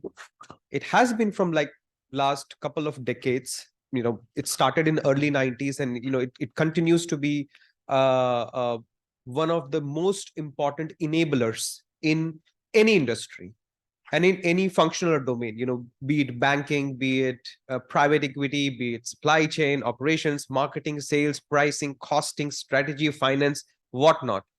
The bottom line is we have to appreciate the kind of enablement it brings into the value chain. Good thing is supply chain is one of the most important beneficiary of it. And the reason for that is supply chain, unlike other functions like strategy, like marketing, it's always hardcore data driven, right? We used to do network optimization even before the softwares like LlamaSoft and Gurobi. We used to do it in the Excel solver. Before that, I'm sure people would have been doing it in the calculators as well, right? So that's the beauty of it. The data gives you a huge enablement. Now, to specific question, how it will further impart its importance in the supply chain sustainability, right? Typically, when I work with my clients, which are some of the most prominent CPG and retail and automotive and industrial goods player, process industries, typically 4 things I have seen the path for sustainable supply chain transformation. There is a 5th thing as well. Let me quickly brief touch upon those, right? So first thing, it starts with creating that transparency, right? And Anup talked about it. Samar, you talked about it. It's basically creating that control tower layer, creating that transparency layer. What you cannot measure, you cannot improve. It starts with that. Do you have right data foundations? And the classic example is, you have been doing network optimization from last 20 years. Why it hasn't occurred to you that reducing the distance will also reduce my emissions, or taking a different route will also impact my less truck movements or less wastage while moving, right? So now we have started associating those KPIs, the sustainability KPIs, with our more prominent supply chain KPIs, right? So the first thing starts with creating that transparency layer. Now, the second thing is, once you have created, by the way, it's not easy. I'm sure the industry experts would agree. Bringing a control tower is on paper, it's the easiest thing. On ground, it's like one of the most challenging things. But it starts with there. I mean, you have no choice, right? The second thing is, once you created the transparency layer, how are you mapping it with your use cases? So the second step becomes the mapping of how much of carbon emission is happening at which node of the supply chain. Is it just carbon emission that you are concerned about, or also the water and the air pollution kind of a thing? So bringing all the ESG, what is important for your organization? So mapping the important KPIs and use cases to that transparency layer, so that you are not holistically seeing the ocean, you are seeing the islands there, right? So that you can take action towards those islands, right? So that's the second thing. The third thing is identifying what next if you have identified those islands. So is it supplier based? So you will enable your supplier ecosystem. Is it consumer based? You will enable your consumer ecosystem. So what is that you need to do in order to get to that island and do something that you want to do? So that's the third bit. The fourth bit is basically creating an ecosystem or enabling that ecosystem. And it goes much more beyond your four walls of the organization. It talks about, and nothing can be done without the ecosystem partners, right? You need a risk ecosystem partner. You need a customer ecosystem partners. You cannot do all the things alone, right? So how you are making sure your mapping, your transparency, your prioritized use cases are also the priority of your ecosystem partners, your supplier ecosystems, your vendor ecosystems, your customer, your logistics, your any type of ecosystems that you are working with, right? How you are ensuring that. And the fifth and the last bit is, and I can't agree more that Samar, you mentioned this, like how you are changing your mentality towards supply chain sustainability and bringing the right KPIs in your day-to-day change management and process and people, the way you evaluate people, the way you evaluate your own work. Is it just on papers? It's just, that government has a stick, that's why you are doing it? Or you are genuinely, proactively, you want to build that sustainability culture, right? You have been talking about supply chain sustainability and climate and planet Earth, and you are still like you want hundreds of printouts to submit for a reimbursement to happen, right? Or the claim to happen, or you are still giving schedules, a hard copy schedules to your suppliers, right? These two are completely different things. Are you really adapting in your ways of working in your day-to-day operations, right? So these are the 5 things: creating the transparency layer, mapping those transparency or the valuable transparent data and analytics into your prioritized use cases. Third thing is engaging suppliers. Fourth is enabling ecosystem. And fifth is actually commit to what you are saying, basically bringing your KPIs, your ways of working, your people and process transformation according to what you have been committing. So I think these are the steps that we have been seeing. Yeah, and another point on an ecosystem, right? In order to sustain your commitment or your organization's commitment, you need to embed your targets into those ecosystems also, which means you need to establish green contracts with your supplier, not forcing, but agreeing to, he's sticking to certain environmental standards while manufacturing your inputs, correct? Also a sustainability factor in sourcing while you source the suppliers, correct? Evaluate your supplier base basis, how how they are using, how they are more green towards the supplying you the products, correct? I think that is also important, correct? And I think I just wanted to build up upon a point what Ashish said. Thanks. Right. I mean, one live example that right now I'm working, this startup is such a nice use case they are implementing in their network optimization sort of algorithm. they're also considering the less jerk on the road. So there is a KPI, less jerk on the road. And it's basically this startup works with both, right? So it's the two-wheelers and as well as the four-wheelers, three-wheelers for a step delivery kind of a thing startup, right? And they are considering this less jerk on the road. And of course, we use Google Analytics for that, right? So this geo-analytics software is actually trying to predict what's the best route for the driver to move from one point to another. So, and while the climate and emission part is the most proning part of it, there is also the S part, ESG, the social, the ethics part of it also, right? So I just wanted to share this example, right? This is a live example that I'm working. The startup is working on, like, how this driver will feel less jerk on the road if he takes a certain route without impacting the delivery committed timelines, the service level agreements basically. So that's one of the examples, like how the digital and analytics can be used in anywhere these days. That's the baseline these days, right? I mean, you have to do anything that you want to do, it has to start with the digital and technology as a starting point. And the more you go into this, there is no limit to your ESG compliance kind of a thing. It's like being human, right? How much you want to be, it's completely on your hand. You just have to make the right trade-offs. So just wanted to share this example. Thank you, Ashish. Yeah. Ashish brought up a good point on ethics. I was doing a course. There is an international institute, Terra, and I was trying to bring myself up, in my knowledge quotient and sustainability and all of those things.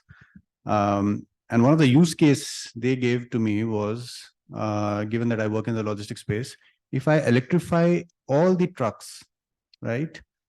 What impact would it have on global carbon emission? How much would it save? Just the perspective. We have been talking about, electrification. Let's say it is powered by, renewable energy. What would the impact be?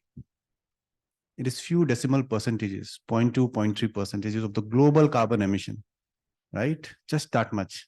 Would you want to still go ahead with that initiative or not, with that perspective in mind? Now comes the fact of ethics, that when these trucks go, they go through some of the routes where a lot of villages are set up or local communities are set up, so they create pollution. Now, equity, justice starts to come into picture.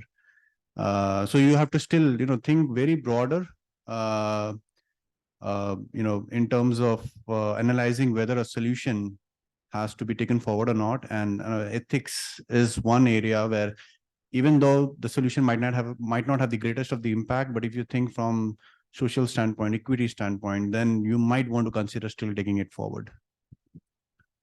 Thank you. Life of logistician is never easy. We in our cohort have Ajay, Vidit, Ritesh, Saintani, Divaspati, and many others who have been associated in some or other form with supply chain. Now, moving on to you, Anup. Data is the new oil, and refining / analyzing the data effectively is a new gold rush.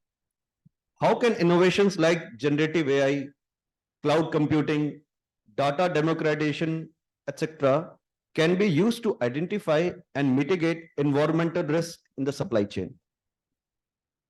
I think a great question. To be honest, we touched upon certain aspect of it, in various discussions. So, for example, data democratization is very important. And I talked about how sustainability data lake is being built up with the sole objective that, to keep on building new cases, new use cases,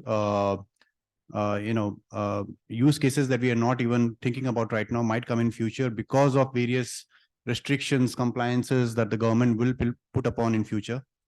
So there will be new initiatives that is coming up, and data democratization will play a key, because we cannot wait for the data pipelines to be built in. You need to have the access to the data. That takes a time in itself. So if you start thinking ahead in terms of what would be that bottleneck that will, hinder my or increase my timelines to come up with such use cases, these solutions. That's where the data democratization plays a very, very bigger role. And when I say data democratization, you have to think very holistically over here. You have to think about external data, internal data. You have to think about your data coming, from your partners. Now, this is not an easy job, right? Because you're not just thinking from the data perspective. What you also have to now think is with DPDP coming into picture on the data security and all, it's very important we take those into considerations, which now that you have this immense amount of data, you have to put governance on top of that data. Now I talked about partnership is very critical for speed of delivery of any initiatives. Now, you'll be sharing your data with your partners. They will be building intelligence on top of it. Those intelligence cannot be cross-shared, right? So for example, I was working with a startup and they had sold a solution to Maruti. I'm just giving you, but I'll not name that startup over here. What they were telling me, they can enable backhaul. Backhaul is, let's say, you send your material from your plant to your customer, but now when it has to come back, it will come back empty, right? So it is not being utilized. So now for that particular trip back, you're basically paying the extra money and you're doing more carbon emission, right? That can be utilized for picking up other loads. Now, this particular startup was through the GPS tracking and Google Analytics, which Ashish talked about. He could pick up insights as to what Hyundai's what the truck is doing while returning back into one of the competitors' plant, how much time they are staying at. Now, all of these things can give me an insight as to what that competitor is planning. Are they planning some sort of a launch, or maybe some some discounting offers they're trying to something? I mean, you can really gain insights. Now, do you really want that to be cross-shared? So as you share more and more data outside, be very, very sure that these partners are using this data. They're trying to make a product out of it, and they're trying to some of your competitors. Now, with this data democratization, these things are becoming very, very critical.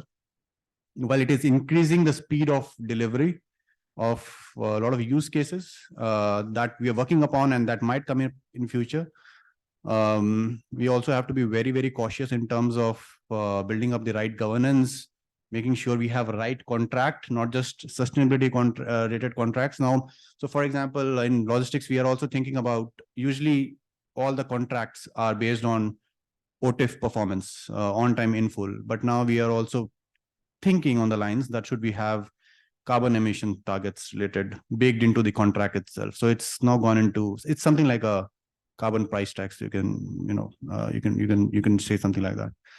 So yeah, so data democratization, while it is useful, will speed up everything, but you have to be very, very cautious in terms of how much do you want to democratize it, keeping in mind both the speed and the risk associated with it. Now, all of these data basically sits on, you have now all runs on cloud. You do a lot of cloud computing. Now, this is where it's a real game changer. The way you architect your solutions play a very, very critical role as to how fast you can replicate those solutions across businesses. The more now you have this top cloud service providers, AWS, Azure, Oracle. Now they can innovate in these areas much faster than what you can develop, right? Now here's a choice: whether do you want to go with your own development, or do you want to use the cloud computing power that these cloud service providers are coming up? It's very, very important, because as you scale up, you have one solution that is running across 60 plants. So you have customized a lot on that particular solution, right? You have enabled microservices architecture. You have containerized those. You have created a medallion data architecture. When I say medallion data architecture, it's a 3 or 4 layer architecture where you have your raw data coming in.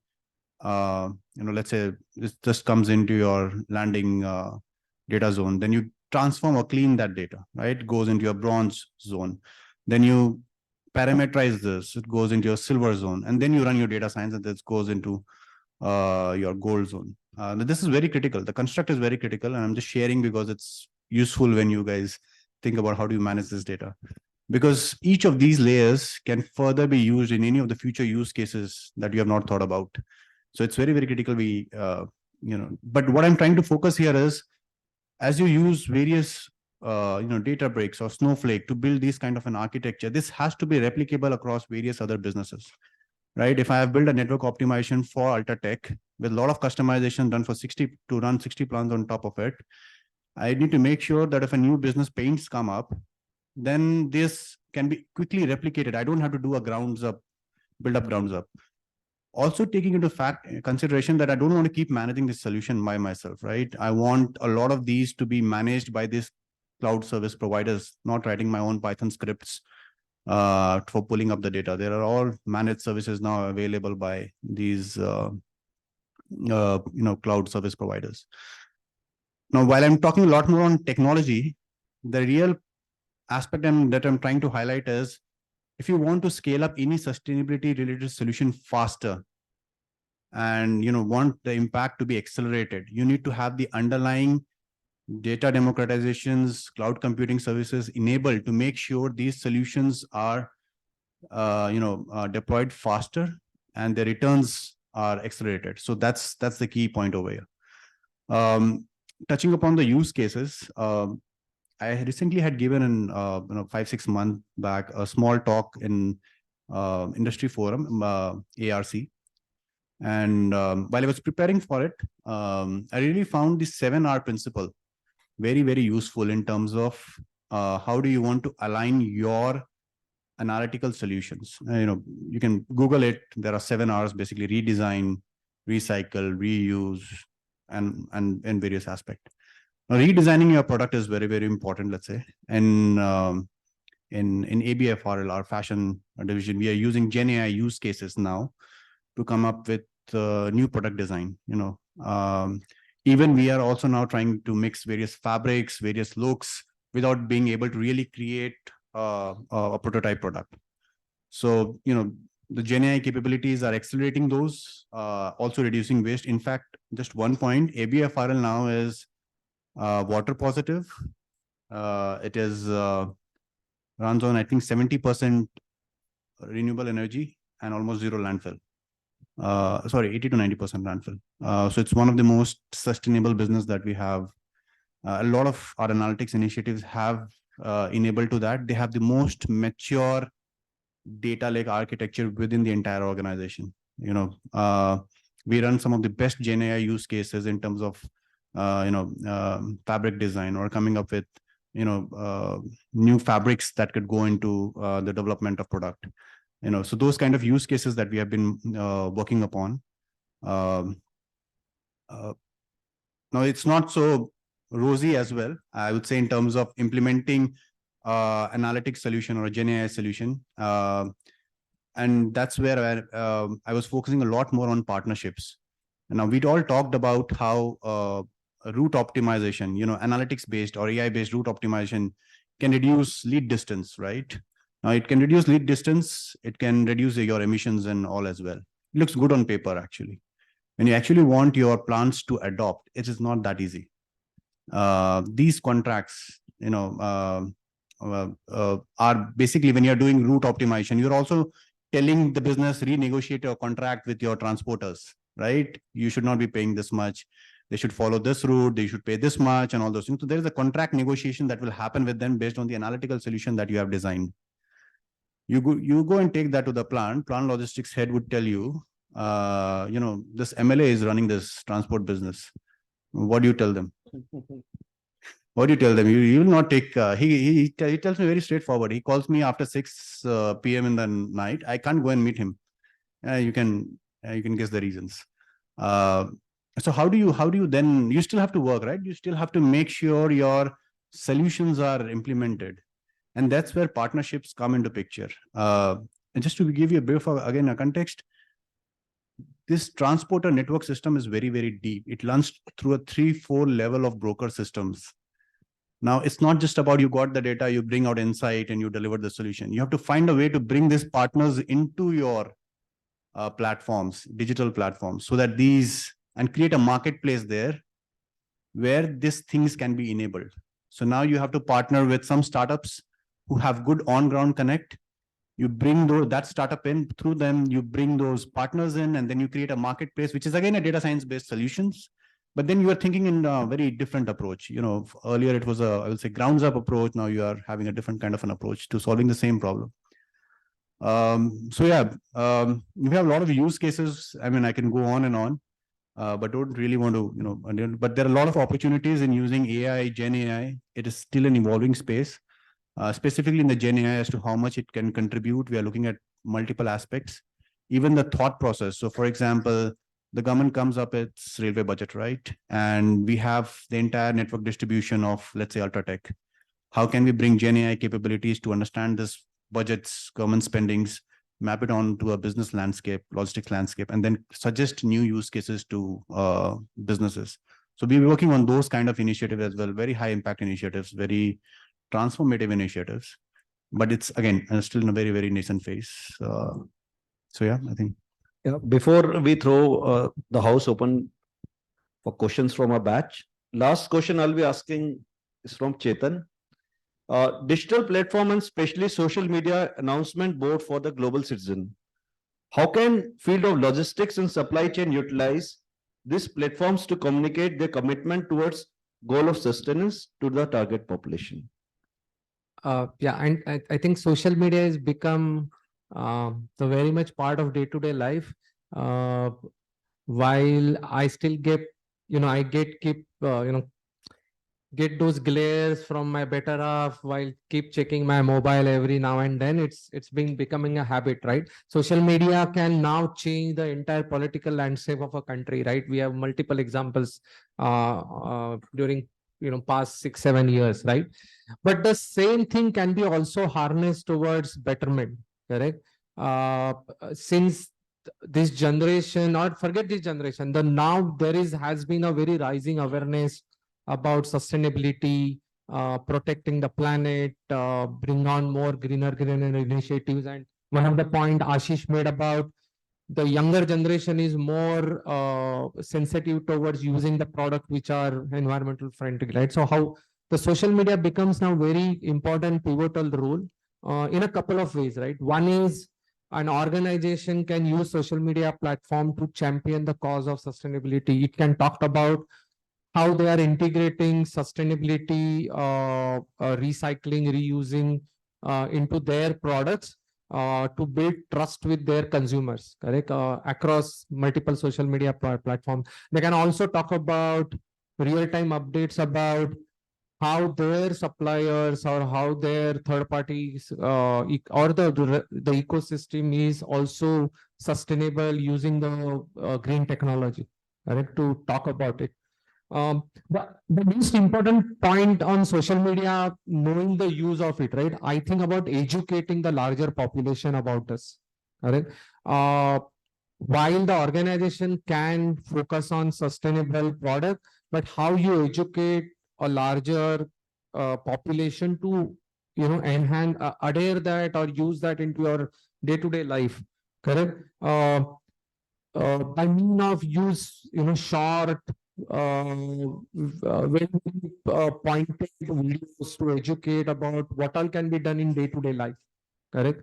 The simple thing could be segregating the waste, correct? The wet waste can be reused in the form of a fertilizer, where the dry waste you can give up to, then figure it out at the government level to how they can discard it, correct?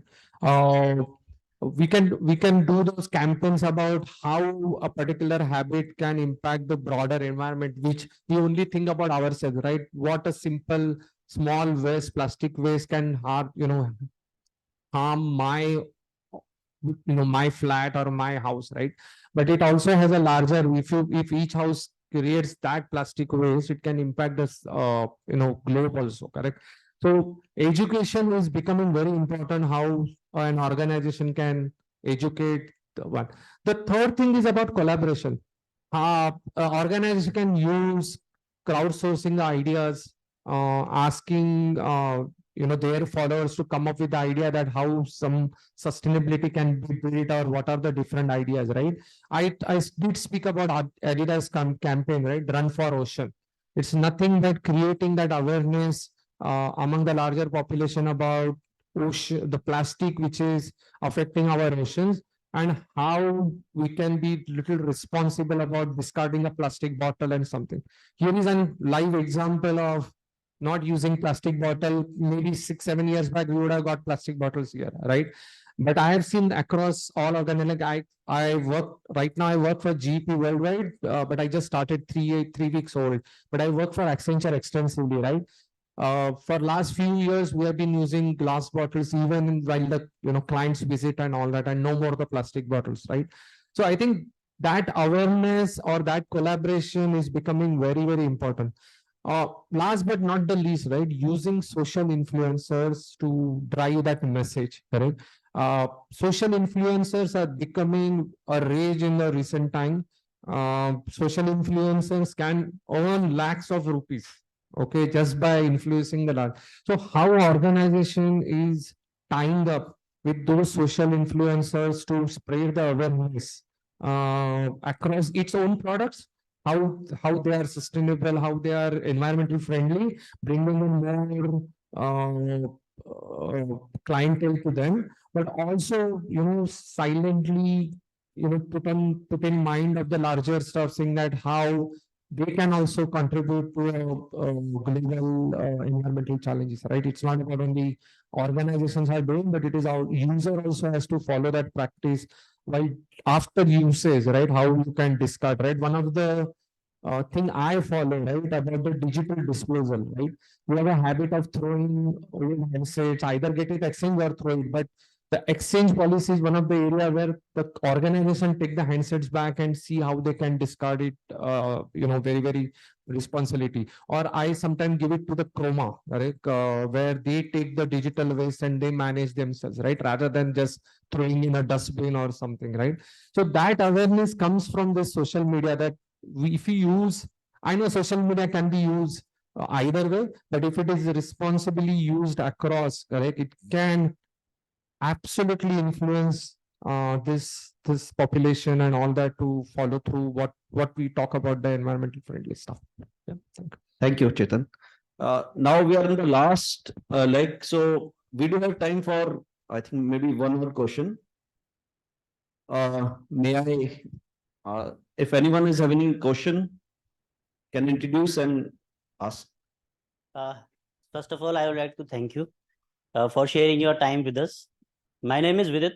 I have 6 years of experience in supply chain management and procurement. So my question is open for all. How your organization, clients, and partners are using Industry 4.0 technology like IoT devices, and recently we introduced Procurement 4.0 for overcoming any sudden or any unpredictable disruption in the supply chain, which you have not predicted, and also remaining sustainable and profitable. Can you share with an example? Thank you. So I think one of the example, I'll just start and then probably my fellow panelists can add. The use of IoT, as I spoke about one client of us where we deployed a end-to-end visibility using digital platform where the signals comes from the live shipments to find out where that shipment is, to basically track whether it is on time or no, correct? It also talks about, it also helped us during the port congestion, correct? Because since we have enabled the digital tracking of the ships also, right? In a recent time when US, Canada ports faced a lot of congestion, right? The technology was used to see how we can divert ships midway to a different port rather than getting into the final port and then wait there for months together, correct? Very effectively used because standing a ship and keep using the, keep emitting the carbon emission is no way. That as well incur some extra cost and get that material unloaded fast so that it can move. It can be used also, right? It can make the product availability also do that, correct? This is and we came across this classic example where we had, the client had not anticipated that but how quickly a digital technology can help to take the decision making, also give whether what is the cost versus cost benefit analysis, right? Whether I can divert the ship or I can continue to do that, right? But I think that the wisest decision was track to the next available port and then probably use land transport to get it done rather than just keep waiting, because that ship can turn around faster. Because if the ship is stuck, means you use another 3 ships to send material while that ship is still waiting. How can I turn around that ship back very fast? Correct. Similarly, I think Maersk has deployed a IoT on all their containers or most of their containers, and they have a command center which tracks their global container movement to ensure that how they can reutilize the container faster. Correct. Track them, help empty containers to get it back quickly so that they can use, rather than keep building more and more containers to just add to the transfer, right? I think that's a real life example how digital IoT can really help you there. Yeah. Also, one of the thing, and this probably did not get implemented, but we were building the IoT based platform for automobiles. Now that almost all cars has electronic signals, correct?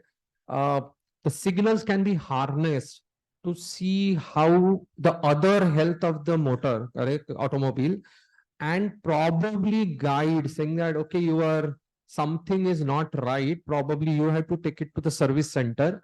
It will also give you option about which is your closest service center, what will be the approximate cost to make a decision faster rather than waiting for automobile to fail. And then you have your truck coming and all that. We had built a platform for that. Not sure whether we implemented that end, but that could be another good reason of being proactive about tracking the health of a particular product and see how we can quickly take those decisions faster, right? Rather than waiting for it. We still have 5 more minutes. If any panelists would like to. I can give another example, Vijit, for your question, right? This is an automotive company that I was working for, right? So as a client, I was part of this engagement with an automotive company, and we found in the automotive parts, they have different service cycles, and one of the service cycle was this induction motor used in air conditioners of the car, right? And we found there is a particular pattern that after every summer there is sudden increase in the serviceability of the air conditioner of the induction motor of the car, right? And luckily we first implemented a little bit of a sensor technology. With that, we got to know that the sensor technology was with the client, so we saw the seasonality and cyclicity of this particular problem. But then we took further one step ahead, and this is very interesting. We contacted the manufacturer of this induction motor, AC induction motor, and we actually said to do certain changes. And after the implementation of the pilot phase, we saw a decline of 80% in the serviceability, or basically the reliability increased by 80% after the summer season of this induction motor. So what I'm trying to say here is the IoT, the Industry 4.0, right?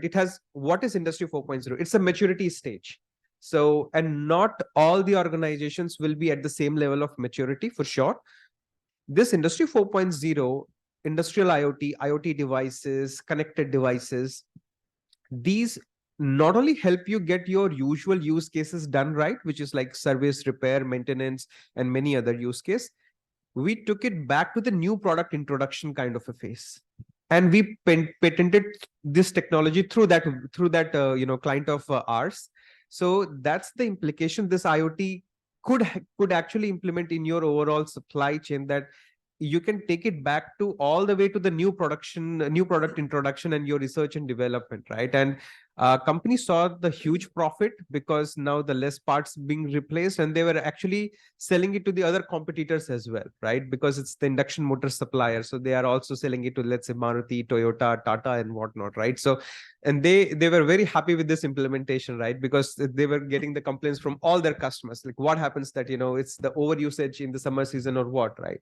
but the reliability increased. So that's the real life examples I would like to share, that you can always go back to the new product introduction, research and development with the use of your IoT technologies in as well. So that's Yeah. right there. Thank you, Ashish.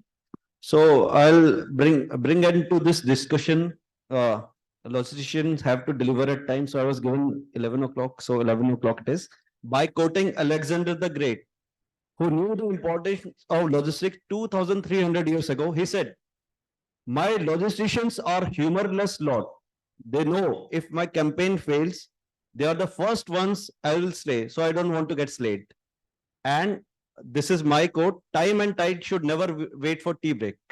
With this, I hand over to Bhavna for balance of the process. Abhishek, just one thing. I was going with the Ultratech Chief Logistics Officer Rajiv Mehta, and you probably would have, to a Business World Summit in Delhi. And I was trying to pick his brain as to what he thinks.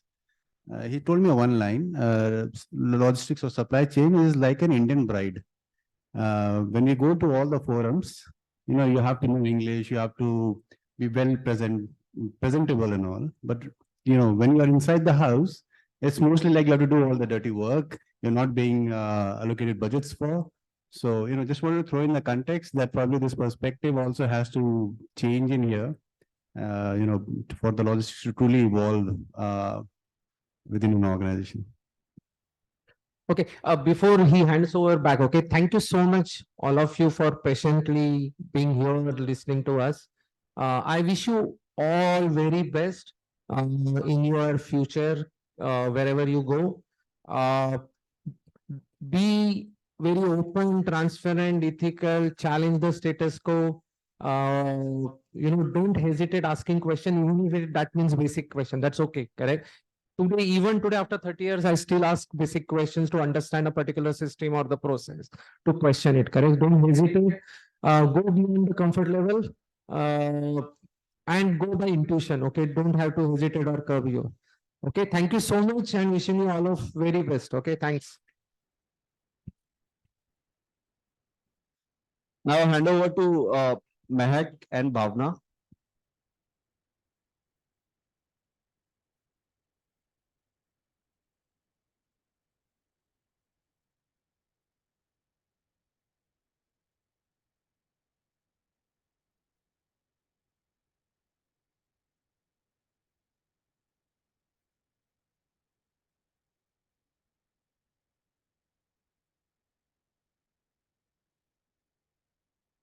Thank you to our esteemed speakers for shedding light on some crucial aspects such as resilience, digitalization, data utilization, and the importance of forging strategic partnerships in driving sustainable supply chains forward.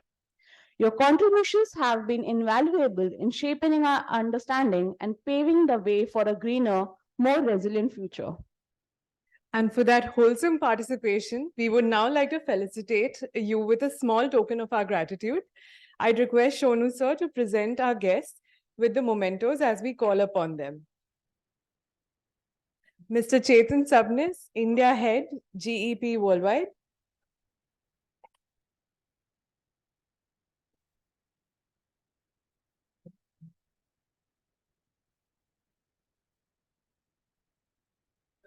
That's okay. Okay.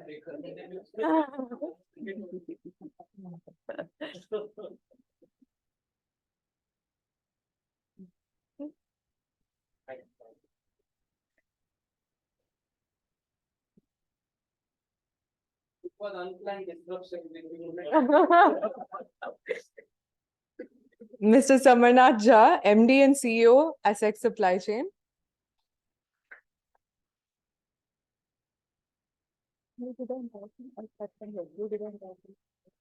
Mr.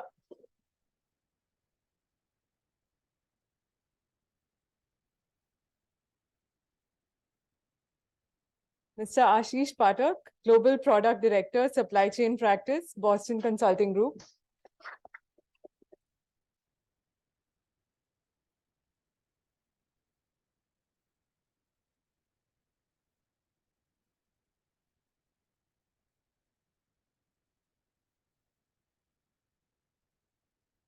Mr. Anup Kumar Dubey, Analytics Practice Leader, Aditya Birla Group.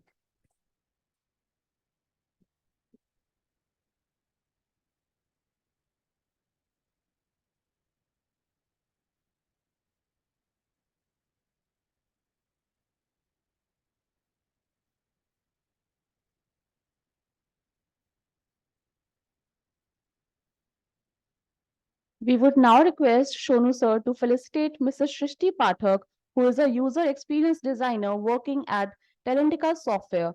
We are honored to have you with us today, ma'am.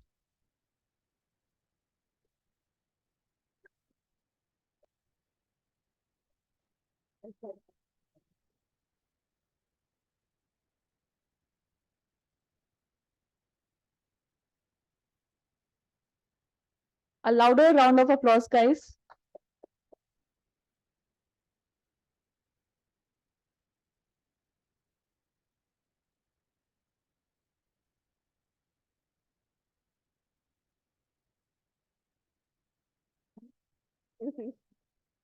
Now, before we break for tea and refreshments, I would request the batch to assemble first at the ground floor lobby and then move to LC2 entrance for some group pictures. Post that, please proceed for tea and some snacks, and let's reconvene at 11:25 for the next half of the event. Thank you.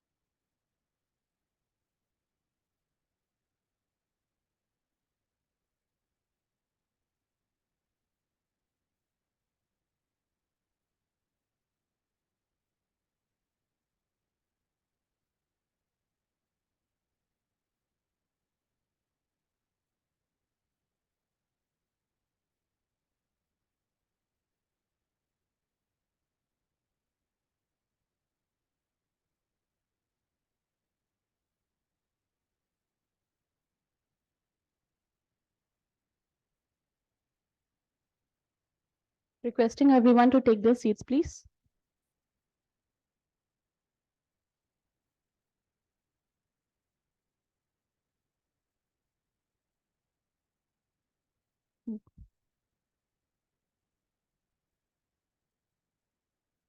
Welcome back, everyone. We hope you enjoyed the refreshing break. Now, as we reconvene, we delve into our second panel discussion on supply chain intelligence, redefining sustainability through advanced analytics. This topic embodies a profound shift in supply chain management where advanced analytics intersect with sustainability goals to drive transformative outcomes. Through predictive analytics for demand forecasting and real-time monitoring solutions, we aim to reduce waste, enhance resource efficiency, and foster environmental stewardship. Join us as we explore how intelligent analytics are reshaping supply chain towards a sustainable future. Now, without further ado, let us introduce you to the best of the industry, starting with Mr. Rajiv Tukral, a distinguished board member and MIT Sloan alumni. Mr. Tukral brings over 3 decades of expertise in strategy, corporate governance, and organizational scaling. With a profound understanding of logistics and a keen interest in skilling, Rajiv has emerged as a prominent voice in the industry, actively contributing to logistics and CFO forums. His extensive corporate journey, including pivotal roles at Cargoman Logistics, Tax Gemini, and more, showcases his versatility and proficiency in navigating diverse sectors such as fintech, consulting, and manufacturing. Rajiv brings a wealth of knowledge and experience to the table, making him a valuable asset to any discussion on financial audits and business growth strategies. Please welcome him with a huge round of applause to the stage. So please join us in this stage. With great pleasure, let me introduce Mr. Rahul Sharma. A seasoned finance and supply chain professional, Rahul Sharma brings over 17 years of extensive experience in multinational companies within the healthcare and FMCG sectors. Currently serving as the CFO and VP Supply Chain at Fresenius Kabi Oncology India, Rahul showcases his proficiency in navigating complex financial and operational landscapes across diverse markets, including India, Europe, UK, and the Middle East. His remarkable achievements have been recognized by prestigious bodies, including the Institute of Chartered Accountants of India, with CA Business Leaders 40 under 40. Additionally, he was also recognized as one of the top leaders in CFOs within the healthcare industry in India by Industry Outlook magazine. Thank you, sir, for being with us today. Next up, we have Mr. Amit Raman Jha. He holds a pivotal role of Chief Supply Chain Officer at Crest Digital Private Limited with over 22 years of extensive experience. He's a seasoned leader in the realm of supply chain and business operations. His expertise spans across diverse domains such as global sourcing and procurement, strategic partnership, contract management, profit and loss management, and process automation. With a decade-long tenure at Bharti Airtel Limited, coupled with previous roles at Ericsson and Telesonic Networks Limited, Amit brings a wealth of experience in leadership positions across diverse geographies. He is an alumnus of the prestigious institution of the Armed Forces, the CMM, Jabalpur, and IIM Calcutta, further solidifying his credentials as a distinguished industry professional. We are honored to have you with us, sir.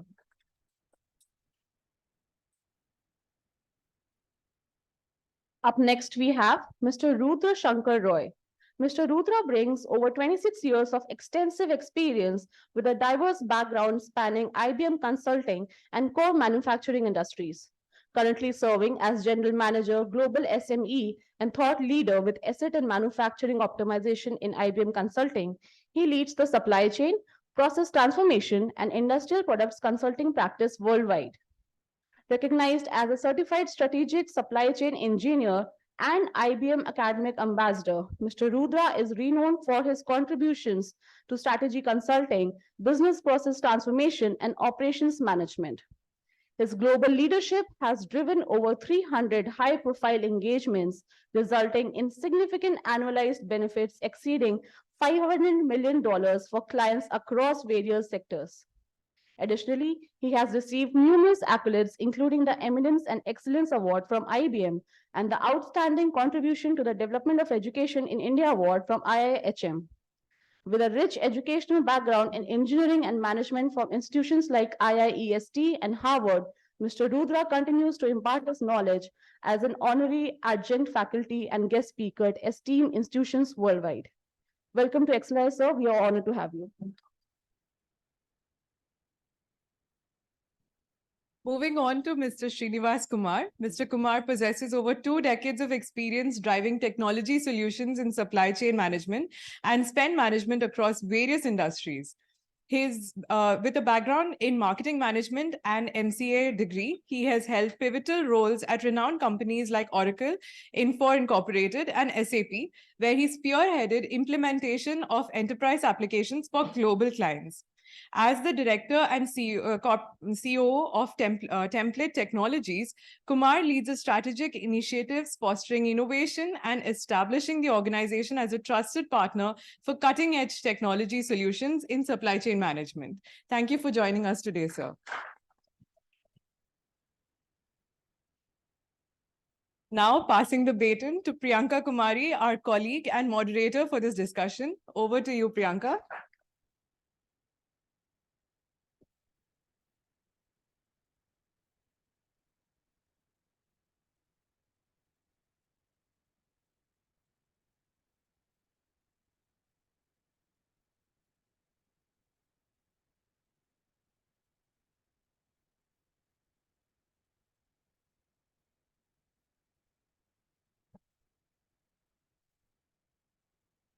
Good morning, everyone.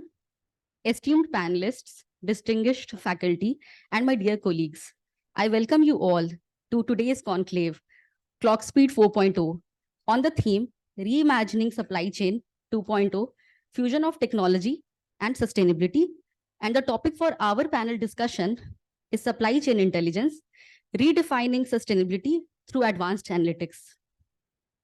The triple bottom line model by John Elkington emphasizes on the 3 Ps: people, planet, and profit, and advocates for the simultaneous pursuit of economic, social, and environmental objectives. To achieve sustainability goals, we have moved from linear economy to a circular economy approach. We have also moved from shareholder theory to stakeholder theory, and now in the shared value creation, which emphasizes going beyond compliance, strategic innovation, and integration. All of these sustainability initiatives help create a competitive advantage for companies and give them a social license to operate. The supply chain has a huge contribution in this initiative since it covers vast area of a company's operation.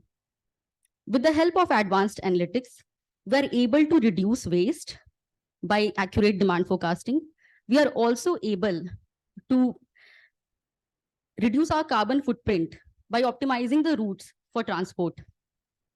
And there are many more things to improve in the life cycle of products and by carrying out the environmental impact assessment. I want to open this panel discussion with a question to all the panelists.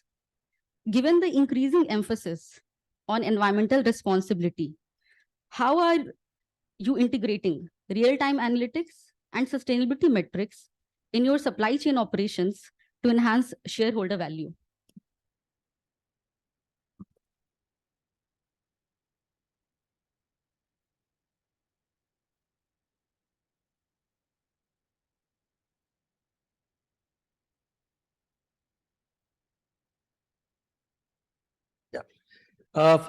Good morning, all. Thanks for inviting me for this discussion. I'm especially thankful to XLRI and all the people here.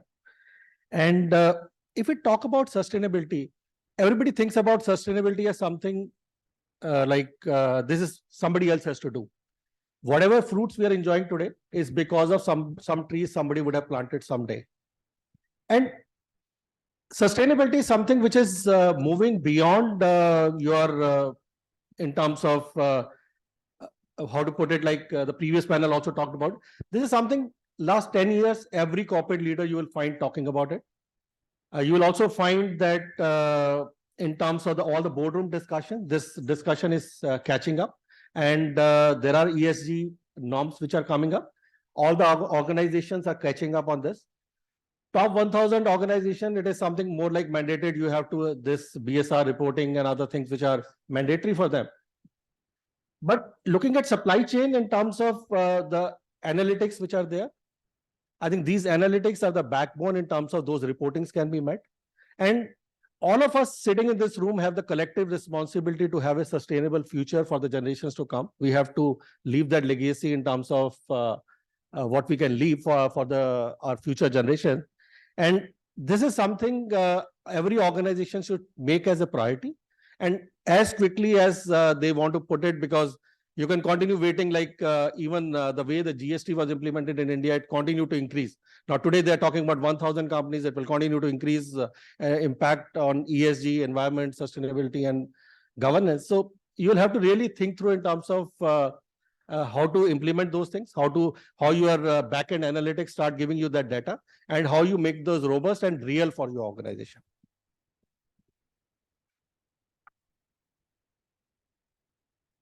Yeah, I think Rajiv very well summarized that. So in order to start, I think first of all, thank you for inviting us here. And it is so encouraging to see all of you focusing on such a subject, which is not even there in the boardroom of many companies till now.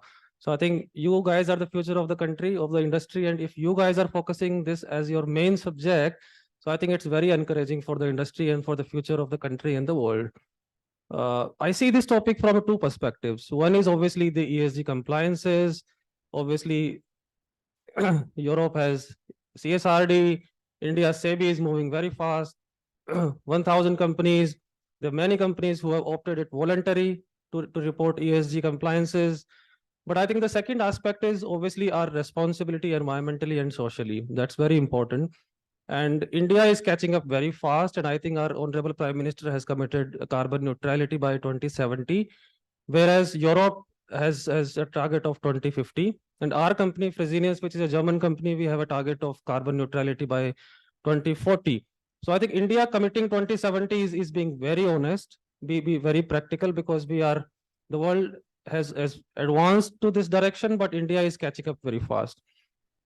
Moving on to the topic of pharma, like I represent the pharma industry and healthcare industry. So pharma supply chain is pretty complex, because whatever we do impacts the patients and the hospitals and the various lives we impact every day. And because of the temperature requirements, the regulatory requirements, and I think that's why I think sustainability is not an option. It's a necessity for pharma industry, at least. And that's why being a global company, we had an advantage of moving into ESG direction very fast. And obviously pharma being a regulated industry, so we had that advantage of moving into that direction very fast, probably better than other industry sectors. I think Samar in the last panel session prescribed a very valid point that it has to govern from the board, from the top, because Rajiv, I think, mentioned a lot of CEOs, they are mentioning, they are discussing about sustainability. But as of now, what I feel is in most of the companies, it is at the strategy stage. It has not to a stage of implementation. And I think that's the key. We need to move very fast. And obviously, data is the key. Rajiv very well mentioned. And I think that the topic and the question is very relevant, because without data, you cannot move into that direction. So what we did, because I said we are a global company, we had examples from other countries. And obviously we are from pharma industry, so we had a lot of that advantage. What we did was we used the data analytics to identify and map the entire life cycle of the product and the entire value chain, starting from the raw material procurement to reaching to the last milestone, which is delivering the medicines or the vials or the vaccines to the patients, I think. And that was the primary move which we took. So we started from the raw materials, what ingredients we use, and what are the raw materials or the ingredients which are impacting the environment more than others, versus the industry, versus the benchmark, versus our own internal indicators which are there. So we identified a lot of chemicals which were there, we were using, were highly impacting the environment negatively. So there was a drive, and that's why I said it's a discussion at the boardrooms, but it has not reached to the implementation. So I think in the last discussion, Ashish mentioned defining the KPIs, but just defining the KPIs is not going to solve this problem, because KPIs will be just 10% of the target bonus of the employees. But I think what we are addressing is the larger cause.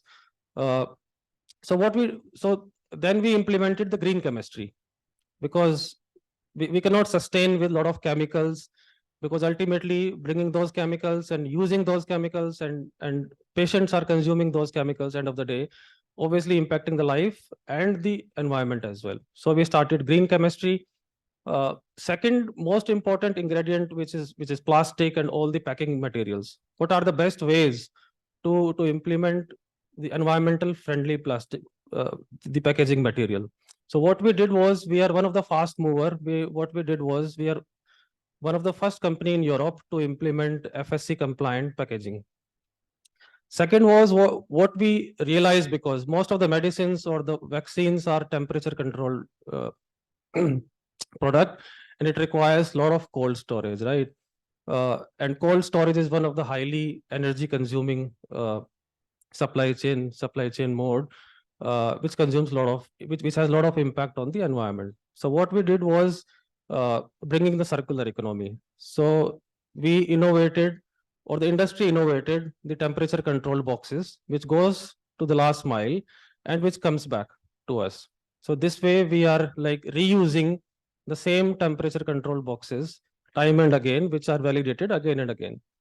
Third was, obviously we are high energy consuming industry, because we manufacture API, which is the ingredient of any medicine. And API, especially we are dealing into cancer medicines. So we manufacture the API of the cancer oncology medicines, which is more than 12-month cycle. So while an injection of oncology takes about 12 months, starting from the raw material to it reaches the stage of the final vial.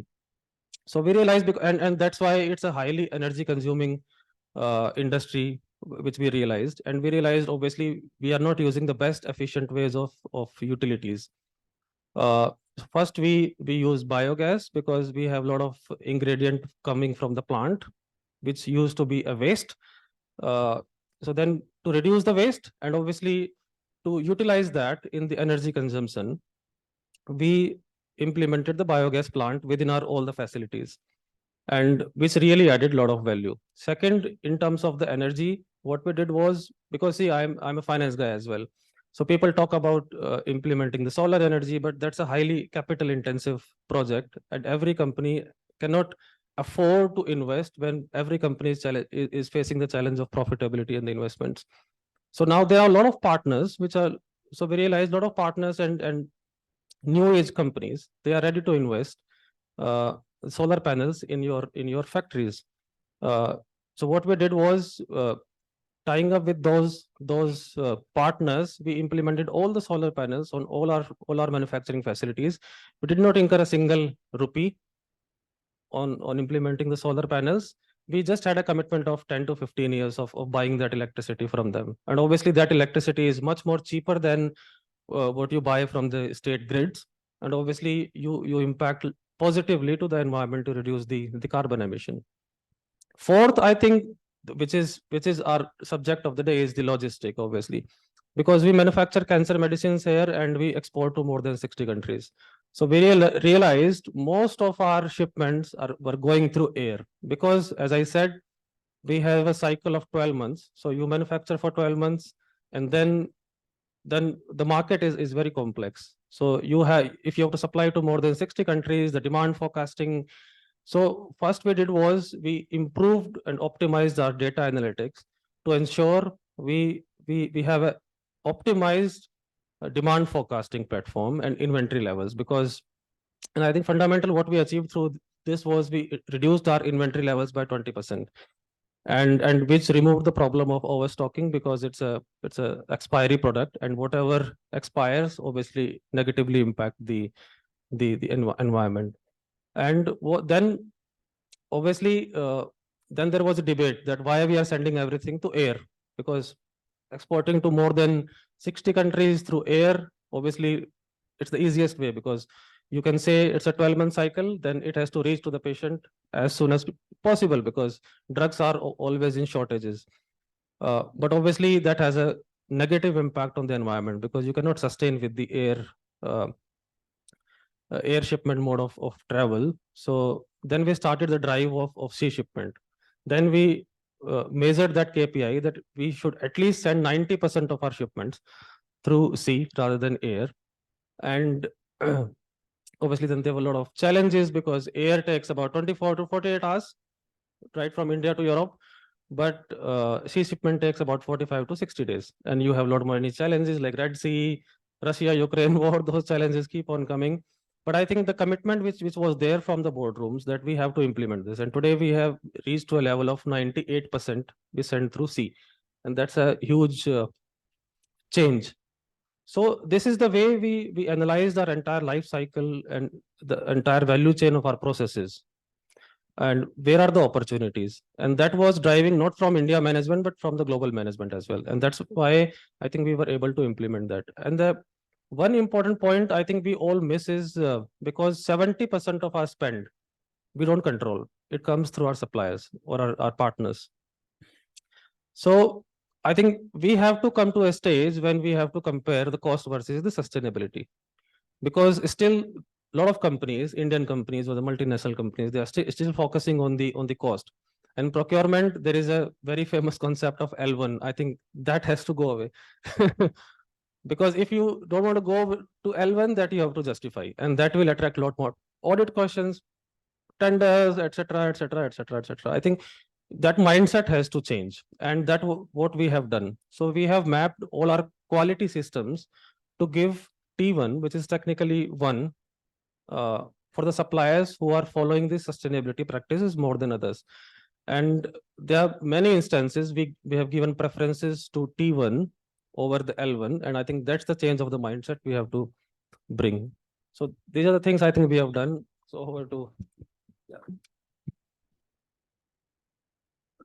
First of all, thanks to the esteemed faculties of XLRI and our scholars for inviting us for this forum on sustainability.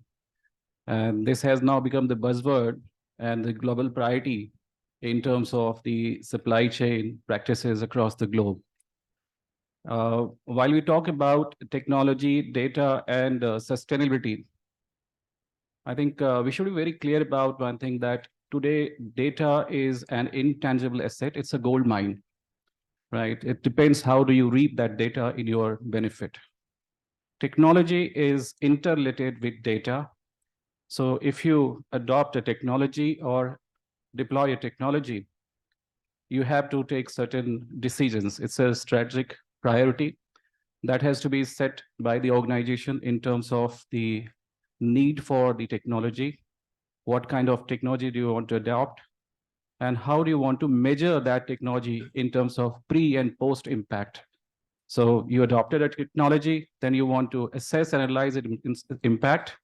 You have to be data driven. And even if for adopting the technology, you have to be data driven in terms of what benefits I'm going to reap out after deploying this technology. Having said that, in the real world, a lot of changes are happening. If we talk about the electronics and communications, then new chipsets are emerging, which are less data consuming, but higher in their computing capacities. So again, decision has to be taken at the top level itself, whether to keep on evolving with that technology, which can give us the benefit in terms of realizing the benefits of lesser consumption of energy. At the same time, keep on harnessing the data in your own benefits to see whether removing the machineries which operate on coal base, like for the power plants, for the manufacturing industry, the boilers, the furnaces which run on coal, can it shift to certain different modes of renewables, which can further lead to lesser energy consumption and lesser CO2 emission. So all these terms are basically interrelated in terms of sustainability, because anything that you practice well, which gives you higher productivity, better efficiency, it will eventually lead to the organization's sustainability. Now, in our world, what we did was we set up 5 strategic pillars in supply chain in terms of the long-term sustainability. We started with people. So we started spending on the people side, upskilling our people to make them aware of the needs of the environmental, social, and corporate governance. Also, to bring in awareness of their roles and contribution in the organization in terms of the health, safety, and environments. Second, on the process. So we revisited our entire process, which leads to the waste. In fact, whatever waste was generated out of the entire production of, we are into the digital technology infrastructure.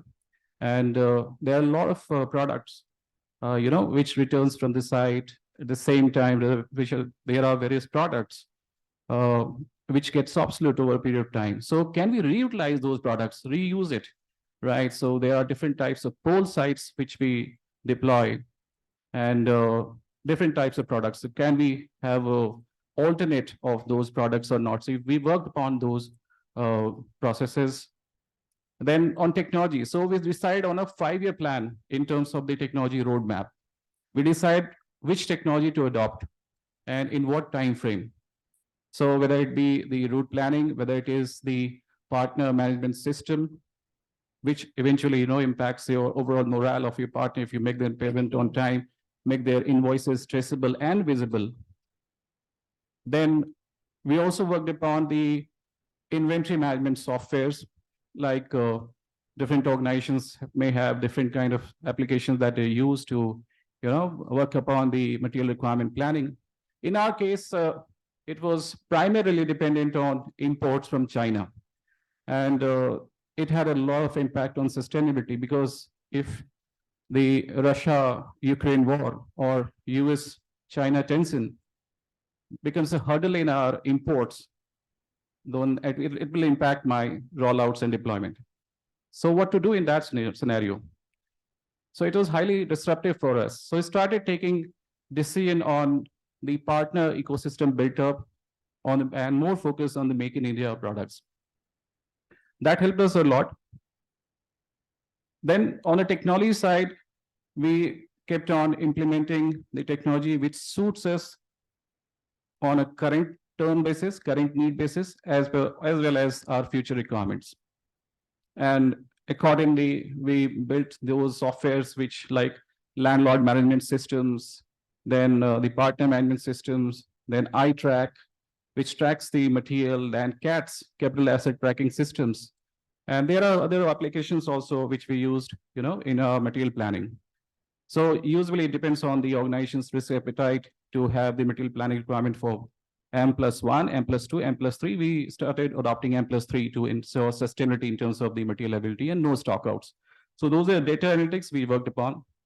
And then excellence part.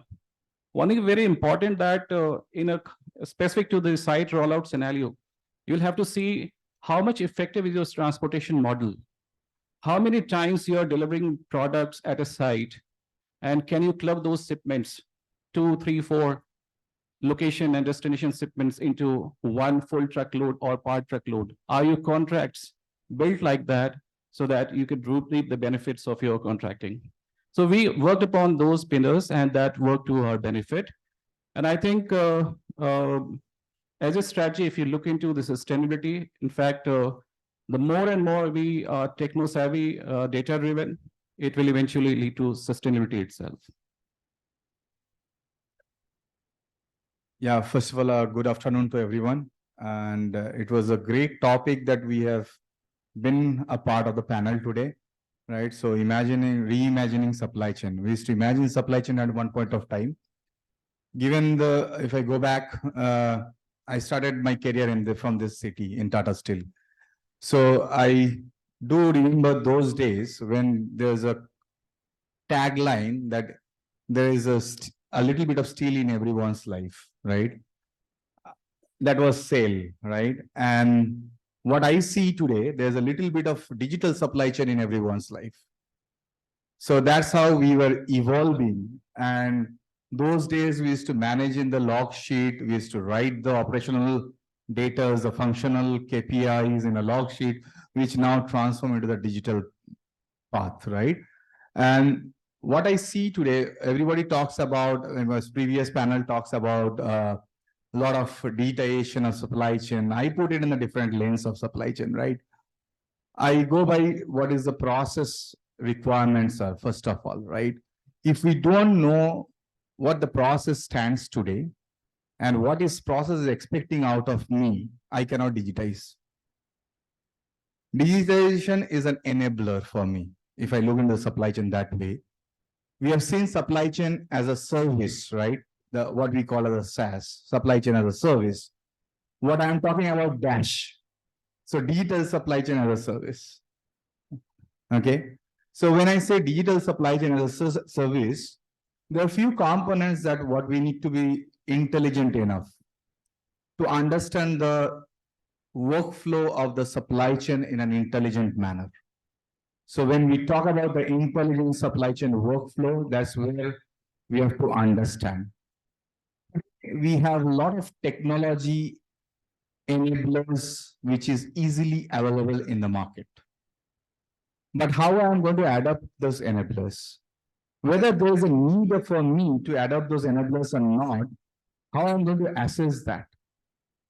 So first of all, I'll go back a little bit in terms of the consequences that we all jump into the digitization. But the state of the art of supply chain deployment remains when we understand the maturity of the business processes. If we are enabled to have a maturity assessment of my supply chain processes, then I can find out what are the digital enablers. Now, selection of a digital platform or any kind of ERP solution, I would recommend that it should be based on the ease of implementations, right? Because as the previous panel also talked about the volatility of the demand, the consequence of the geopolitical disruptions and other things. So if we don't address the ease of implementation, my priorities get changed. Today, if we look back during the COVID period, we used to wear the mask. That was a priority. I'm not saying anything related to the healthcare has earned a lot of money out of it, right? And those who are struggling on those industries, they are not, had a lot of money, right? Now, no one is using mask. So my priority has changed. The moment the priority is changing, I have to evolve with the technology that is related and embedded in the process. I look in those kind of lenses because if the ease of implementation is high for me and I get a better business benefit, I will go for that quadrant. Rather than struggling with getting a GenAI solution, investing on that. So selection of the project, of the digital project is very key things in the world today. Because I've seen a lot of startups, a lot of organization, because I'm coming with my experience. I'm saying that whatever I have done it in past for 300 plus engagement and more than 100 clients all over the world. And if you see the cultural dimensions, whatever we have seen, it can be adaptable in India, might not be adaptable in the countries like Caribbean. We have to understand the cultural dynamics because the change component of supply chain plays a pivotal role on those aspects. Today, I was referring to him just during some time back. We were doing an e-ties project and I was leading that from IBM side for Bharti Airtel, right? So that was way back in 2006. That was where we are digitizing everything on their supply chain. And now we have used those areas. We address those concerns, but now the concerns has changed. So today, what our client or a customer will look in terms of how effectively you are handling their demand fulfillment aspects. This is all about demand fulfillment with the cost factor. Minimum cost, fulfilling all my demands.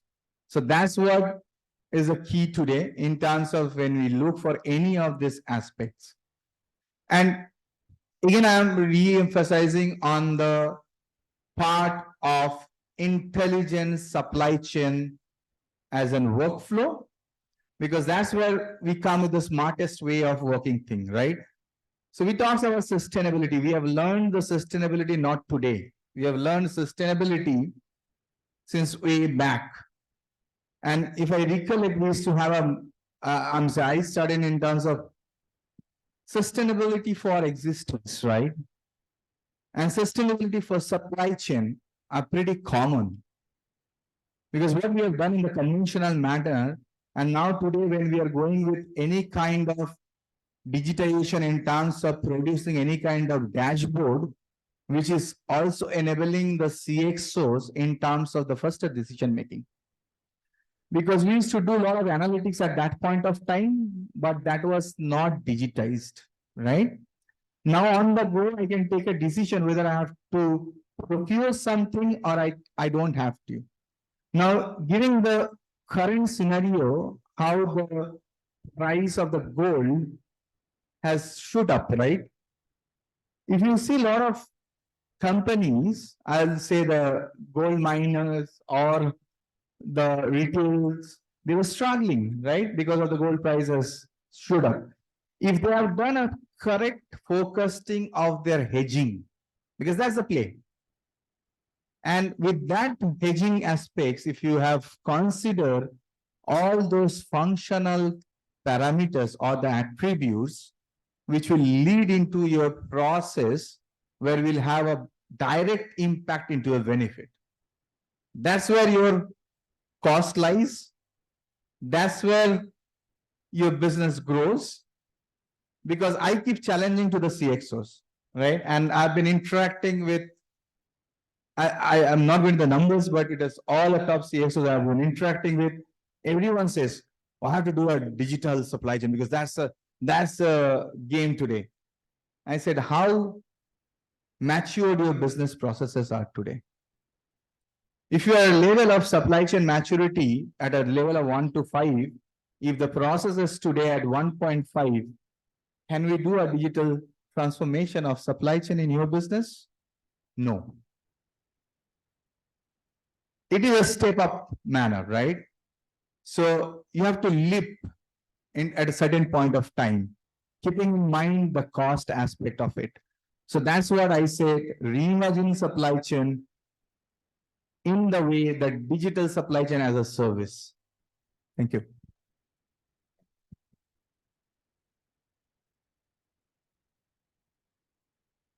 Thanks very much, XLRI, Shonu and team and everybody for inviting me for this session. It's a very exciting session.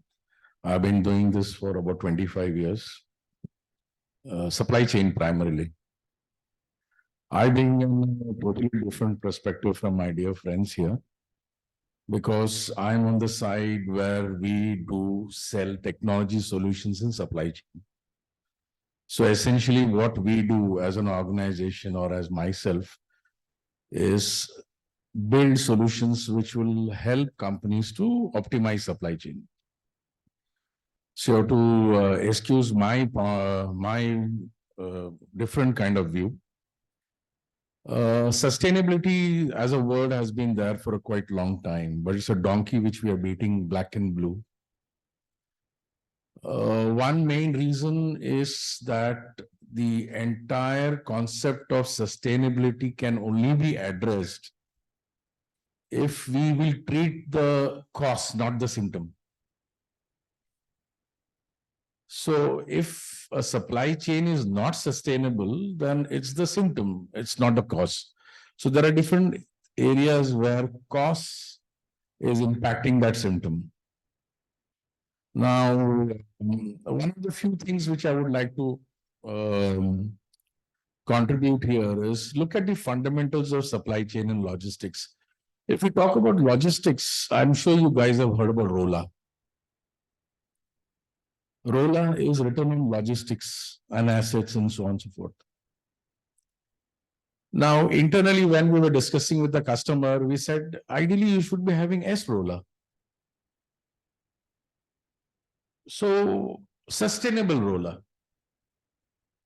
So, if we are going to not change the formula, then how are we going to achieve sustainability? Because I think the earlier panel also came up and talked about cost. See, at the end of the day, everything boils down to cost.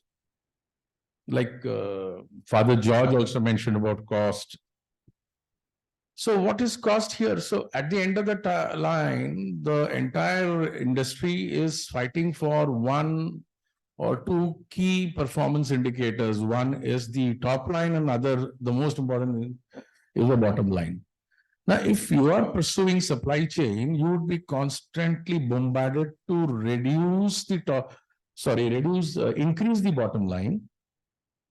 At the same time, bring in efficiency in the supply chain and also maintain sustainability. Now, how are you going to do it?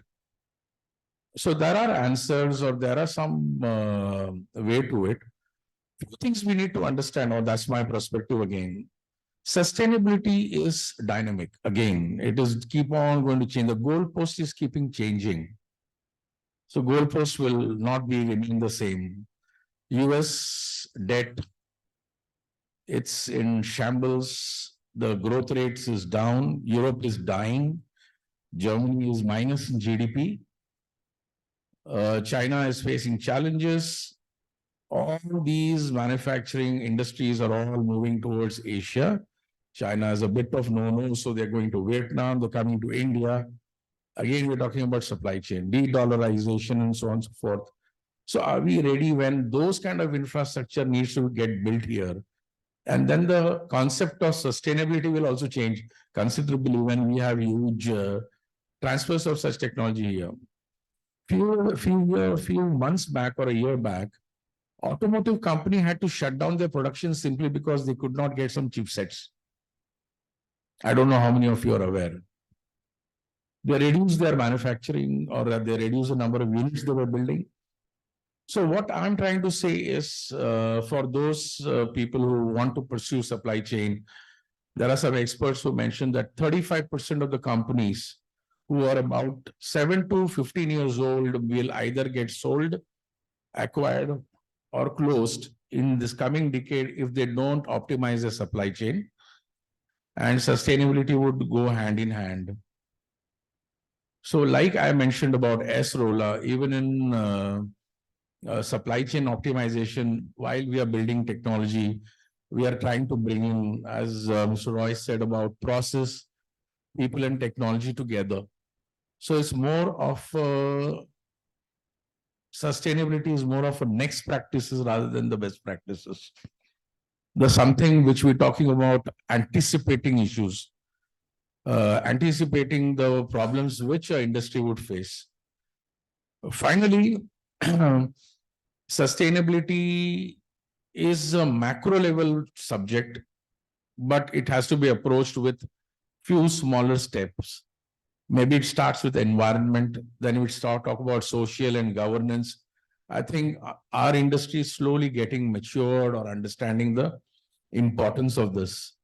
So how we see it is that companies have to take smaller steps and then come to a level where they say, yeah, we are sustainable, we are green, our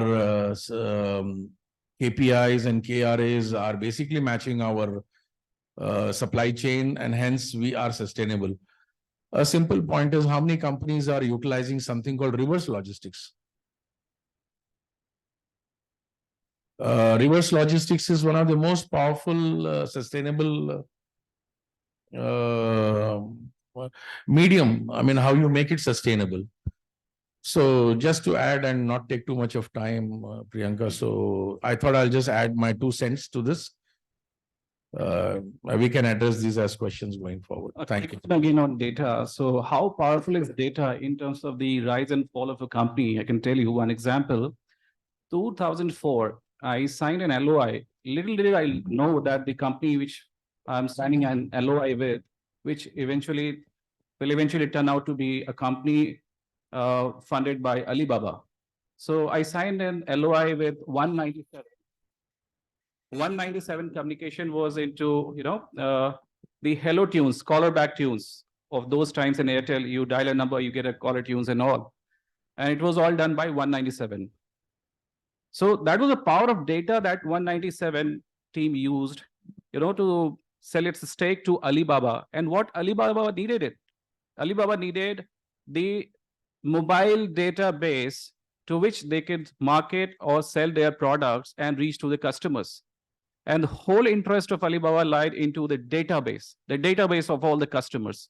So that's how powerful data is in terms of sustainability. It can lead to rise and fall. Same time, the same data, if you overlook the data in terms of financing and loans, it will lead to the fall or decline of the organization. I'll just add on one. I'll just add on when it comes to data, right? The data governance part. So the data is like everywhere you see there, you can collect some data. But what data you are collecting?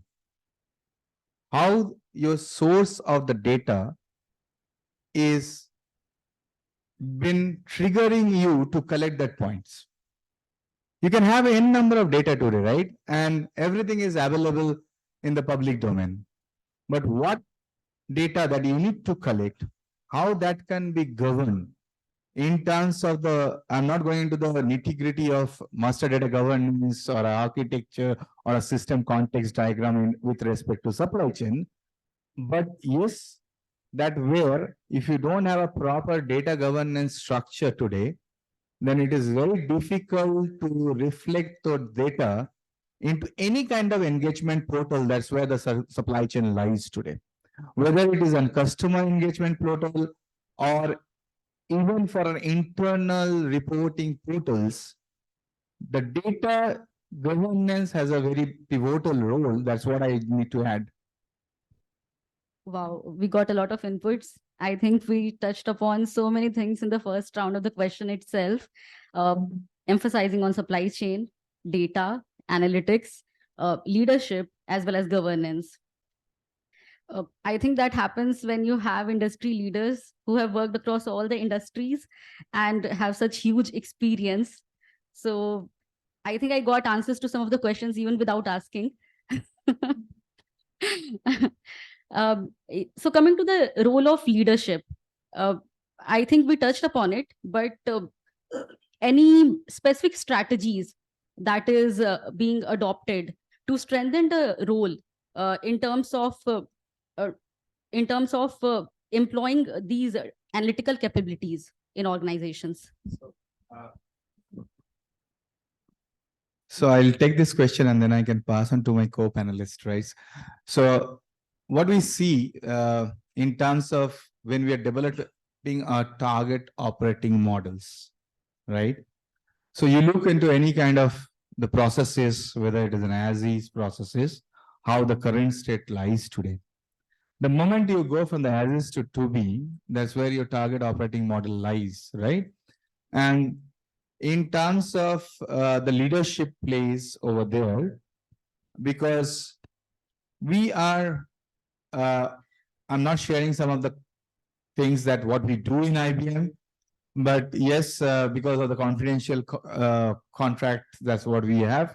But when we go from the supply chain target operating models, we look at the various components of the 9 components, right? People, process, technology, leadership, culture, data, insights, analytics, and so on. When it comes to leadership as a decisions, right? When I look in terms of my attributes as a leader or what a CXO should pursue as a leader, that you have to be a persona-based supply chain model. You cannot have a supply chain for the person who is attending you at the gate as a gatekeeper, as well as the person who is delivering the processes in terms of the end product to a customer. It has to be a persona-based supply chain leadership decisions. So each person, when you analyze in the game of supply chain, they have different roles to play. That's what the leaders need to look around, because the person who is doing a computing of something or who is into the business of logistics, he mentioned about the reverse logistics, right?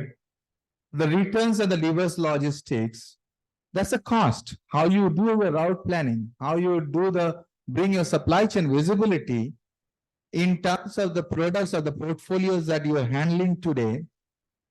And that has to be driven by our leadership capabilities, because that will have a direct impact to your customer, right? And for us, everyone, I think the customer we are serving, whether you are my customer or he is my customer, for this particular panel, they are the customer, right? What is the takeout for this panel? They might have come up with some expectations. How effectively each of us, as a persona, we were delivering our leadership thoughts to them. So think on those lines. So persona-based supply chain, that's where the leadership lies today. Pass on to you. Any more additions to this?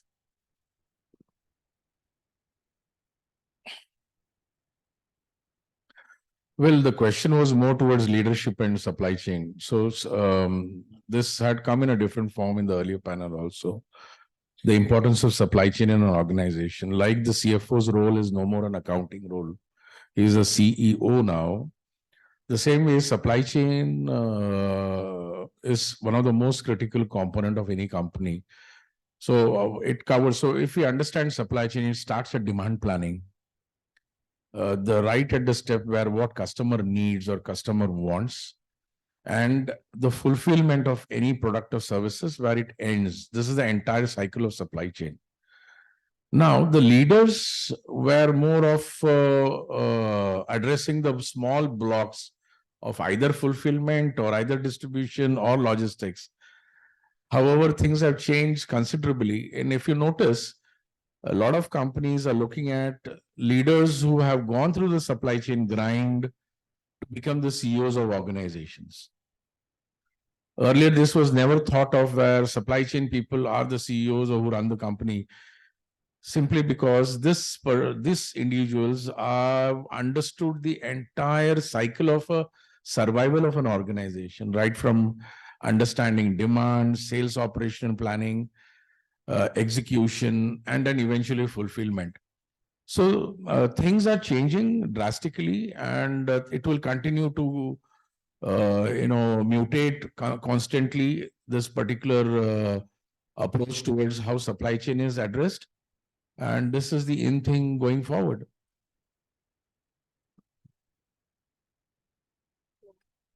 I would like to add here in terms of, if you really look at it, most of the bigger corporates you will go, they will have adopted technology in some way or the other. And most of the companies you will find there are ERPs. And these ERPs are something which are, they will have a lot of reports. Typical utilization of any ERP will be not more than 45 to 50%. The people will not know what kind of reports come out, what kind of a data comes out, how they can use it for the business. And you have chief procurement officers with their teams who are working. And then there is a technology team which reports to the chief technology officer. And the key is that you can do a lot of projects. You can do projects which are cross-functional. You can also have these cross-functional projects consisting of the chief procurement officer and the technology team. And these together should have those sustainability targets in terms of what kind of data can be taken, what kind of data can be analyzed. And then in terms of how do they make it a business priority? And sustainability is something we should not be talking at this age wherein we have all these disruptions which have happened. Let's try if we can make this as part from even the school level, and then so that people know this and this become institutionalized. Today, whether it is cleanliness or it is all inbuilt. So similarly, the sustainability is also one topic which has to be there in everyone, and that's how every leader has to take it for the future. If I can add, ERP is a very favorite subject actually.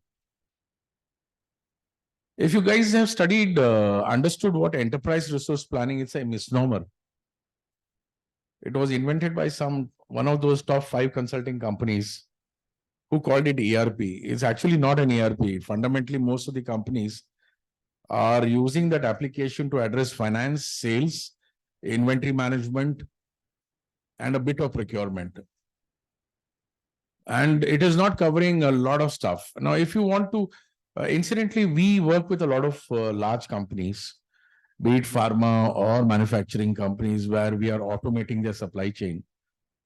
In the context of ERP, have you noticed as supply chain or a general management person that 2 companies in the same industry do not have the same processes? There is a difference in process. The fundamental underlying framework would be the same. 2 pharma companies, underlying framework would remain the same, but the processes may differ because each of the organizations has adopted a process which they consider as a best practice during the growth stage, struggle stage, or whatever. So they have reached a level of maturity. Having said that, these companies want to adopt supply chain solutions which will be customized and configured to this best practice. So you can't actually cut paste that solution and apply to another pharma company. Yes, the framework will remain the same. So just to add, I mean, I think Rajiv said it well. I think we could take sustainability at a much more lower level, and that's how we grow.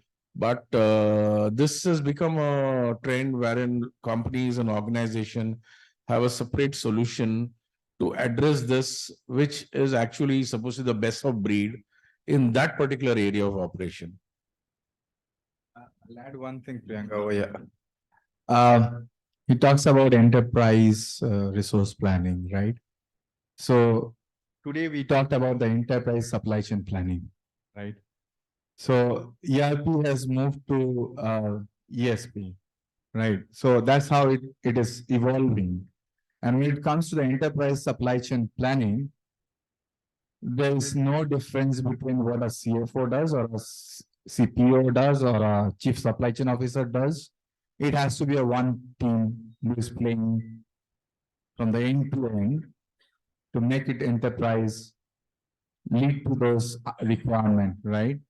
So in terms of, I've seen many clients, they work in silos, to be honest. They say, no, I don't want to, the operation guys will say, no, I don't want to talk to the production planning and inventory control guys. Inventory will say, oh, you give me this logistics plan, I will execute. There is no such work that I am going to tell you, okay, I will give the delivery, I will deliver this material on this time because my operation guys has told this. So the integrated approach of the enterprise supply chain, which is really the heart of any enterprise to succeed today. Because today also, if I'm talking to some of the clients of mine where we are discussing on a lot of things, today people, one of the, I'm just not naming the client, but they're spending like $500 billion for putting up something. They want that a drone or a robot will deliver the last miles, right? It will be delivered through a drone, right? I'm not naming the client. That's where it is happening. And we were engaged into that kind of work. Now, when we ask, what is the priority? Who is going to buy this? Because someone who is really interested, either the processes are paralyzed, right? Because if I have to go for a last mile delivery through a drone, I need to know where are the obstacles that I am having today. Without engaging that kind of cost to supply chain, the cost component to supply chain, we need to understand whether that can be a sellable material to the person who is consuming that. So if you ask me, if you ask someone, when I was coming yesterday by the road from Ranchi to Jamshedpur, and the driver, we were having the discussion for 2.5 hours. Me and the chauffeur was driving me. Okay, continuously we were talking. So we were saying that how the changes has happened, right? So because I've seen, I was going around by round on this city on a cycle. I used to go to Dimla Lake on a cycle, right, in this city. Now he said that you don't have to go like those days because now the roads has been developed, through the jungle road has been developed, right? Through Dalma, I'm saying. He said the things has changed because people are paying for it. Unless until we pay for the product, who is going to consume that? Let us understand from that particular demand perspective. If I'm producing something, whether there is a recipient for it. That's what I mean to say over here. Okay. So as I understand, collaboration is the key among the leadership positions to drive sustainability. So looking at the paucity of time, this will be the last question for the panel. And this question is for Rajiv sir. With the Indian government's initiative to reduce logistics costs significantly, what innovative strategies do you propose utilizing supply chain intelligence to achieve the latest sustainability objectives? So one thing which I usually say is that government is always ahead. If we look at our private sector, government is today much ahead of what the private sector is doing. And if we just look at the national logistics policy, right now we are at 13 to 14%. The logistics cost is around 13 to 14%, and government within a couple of years want to bring it down to 8%. And how is this going to be possible? They want to implement this ULIP, which is Unified Link Interface Platform, wherein they want to bring all the agencies which are there into single platform. They also want to bring a lot of transparency within within these agencies, which is there. And then in terms of the data sharing, in terms of, I know the government has a lot to catch up in terms of the waterways and other things, because if we look at the goods transportation, it is primarily through sea till now, or through road right now. But waterways have to catch up in terms of how does this get unified.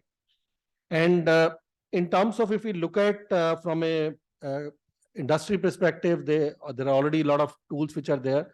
And there are four major components which every industry has to control, is in terms of transportation, the packaging of the goods, the warehousing, and then the customer support. And these are the solutions in terms of whether it is predictive analytics, whether it is IoT, whether it is artificial intelligence. These are the things which are, you will always find small players who are doing it. As a corporate, you can run a co-project with them.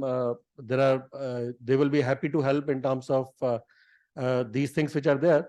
And also what government is doing is they are democratizing the overall tools which are there. Even the government interface like EDI for customs and all, these are the tools everybody can use, even a small player can use. And this is how the trends are changing. And as the previous panel also said, let's adopt the technology before it's too late. And I think the people in this room, today morning we were talking that besides the general management subjects, they have those things like IoT and other things which are there as part of their curriculum as electives. And these are the things which will take the supply chain forward. Thank you, sir. So I would now like to open the floor for questions from students. Very good afternoon, sir. I'm Mukesh Kunal. I have 11 years of experience in logistics supply chain. So my question to Amit sir or Rahul sir is that how can, like in a country like India, which is a hub for startups in the world, so how can companies, company in the manufacturing or non-tech startups can embrace sustainability, or part of its value chain partners can embrace sustainability in order to drive growth and to manage both the things at the same time? Like they can't have ERPs or all, because those are very costly inputs for them. Great question. Great question. So this is the problem every startup has to, encounter all the time because of limited fund availability, seed capitals and all. So as I talked about digital roadmap, first of all, you need to understand that what is the need of the organization at that point of time, because every decision has to be best decision of its own time, right? When you start up, you decide that what is your strategic priority over a period of 5 years, say, take it this way. Then you set a roadmap that what all types of applications, tools that you're going to implement, right?